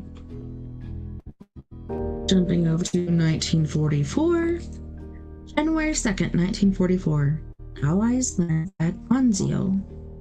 January 27th, 1944, the siege of Leningrad is lifted after 900 days. That's a freaking long time. November 15th through 18th, 1944, Allies bomb the monastery of Monte Cassino. March 4th, 1944, first major daylight bombing raid on Berlin by the Allies. June 5th, 1944, Allies enter Rome. June 6, 1944, D-Day landings. June 13th, 1944, first German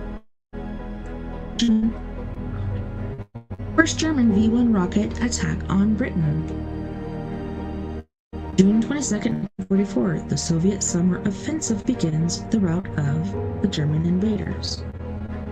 July 3rd, 1944, Battle of the Hedgerows. In Normandy, a week later, Caen is liberated. July 20th, 1944, Hitler survives an assassination attempt at the Wolfslayer headquarters. July 24th, 1944, Soviet troops liberate first concentration camp at Majdanek. August 25th, 1944, Paris liberated. September 13th, 1944, U.S. troops reach Siegfried Line. September 17th, 1944, Operation Market Garden begins by airborne assault on Holland. October 7th, 1944, Polish army forced to surrender to the Germans in Warsaw after weeks of heroic resistance. October 14th, 1944, Allies liberate Athens. Rommel commits suicide on Hitler's orders for his part in the July plot. December 16th through 27th, 1944, Battle of the Bulge in the Ardennes, retreating Waffen SS murder 81 US POWs at Malmedy. December 26, 1944, the battling bastards of Bastogne. Relieved by General Patton, the Germans withdraw from the Ardennes during January. Hitler's last gamble has failed. January 26, 1945, Soviet troops liberate Auschwitz. February 4th through 11th, 1945, Roosevelt, Churchill, Stalin meet at Yalta and plan the partition of post-war Germany. February 13th through 14th, 1945, Dresden is destroyed by a firestorm after bombing raids. April 1945. Allies recover stolen Nazi art hidden in salt mines. I wonder if that kind of preserved them. 1st, 1945. US troops encircle remnants of Germany and German army in the rear. They surrender on 18 April. April 12, 1945. Allies uncover the horrors of the final solution at Buchenwald and Belsen concentration camps. President Roosevelt dies. Truman becomes president. April 21st, 1945. Soviets enter Berlin. April 28th, 1945. Mussolini is hanged by Italian partisans. April 29th, 1945. U.S. 7th Army liberates Dachau. April 30th, 1945. Adolf Hitler commits suicide in the Berlin bunker, followed by the suicide of Goebbels. Corpses are burnt. Of course they will. Let's get rid of the evidence. I still don't think he did it there. I think he and other Nazis escaped to like Argentina and stuff. There's so much evidence over there. You can't deny it. May 7th, 1945, the unconditional surrender of the German forces is signed. May 8th, 1945, VE Victory in Europe Day. May 9th, 1945, Hermann Göring surrenders to U.S. 7th Army. May 23rd, 1945, SS Reichsfuhrer Himmler commits suicide. June 5th, 1945, Allies partition Germany and divide Berlin into sections. Cold War begins. November 20th, 1945, Nuremberg war crimes trials begin. Göring will commit suicide almost a year later, 2 hours before his scheduled execution. Let's bat out right there. You think that'd be worse than being outed, like executed? You'd rather do it yourself?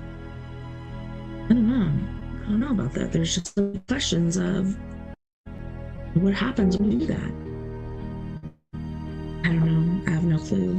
I've known people who have, and I don't know if it's due to my experience with them or knowledge of, scriptures that I've read, but I know I've read somewhere that there is a place in heaven for tortured souls because, man, life is hard here. And no, it's hard, but it's a gift. And it's a gift that a lot of people don't get. So we really gotta take advantage of that, for sure. I know I'm planning a lot of different things for this summer. So I'm really looking forward to it. Doing some hiking, camping. I don't know, I didn't get to do any of that last summer. The summer before we hit the lake a lot. And that's about it. I'll do something this summer. So Inside of this book, as far as it says, what evidence is there that as a youth Hitler fell under the spell of black magicians who initiated him into the secrets of esoteric knowledge and were using him as a medium for evil agencies? Mark 1. Is it true that Hitler was not only obsessed with black magic but had entered into a pact with the forces of darkness which gave him charismatic powers over the German people and guaranteed the German army would be invincible until the Allies invoked supernatural forces of their own? Did Hitler initiate the Second World War to honor him with satanic forces and fulfill his role as the Dark Messiah was prophesied by Nostradamus and other seers? For the first time, the secret history of the Third Reich reveals the full extent of Hitler's involvement with the occult and the Nazis' fascination with symbols of arcane power such as the Holy Grail and the Spear of Destiny. So we've gone through the contents as far as the chapters. Roland is the author of more than 25 books, including Crime Scenes, Investigating the Unexplained, The Crimes of Jack the Ripper, and In the Minds of Murderers. He has been a freelance feature writer and reviewer for many national publications for more than 25 years, as well as a regular contributor to the Mail on Sunday, Kerrang, which CD and Couture Film. Well, that's it for tonight, boys and girls. Thanks so much for hanging out with me. It was epic. Can't wait to do it again next week. Don't forget, you guys, we're all in this together. Together we can make the world a little better. And together, my friends, we are Paradox Media, because without you, there is less. Until next time, nighty-night, love and light, have a wonderful rest of your weekend, have a wonderful beginning of your week. Don't work too hard, don't take life too seriously, enjoy as much as you can. I will be back here, same time, same crazy place. Once again, night, love and light.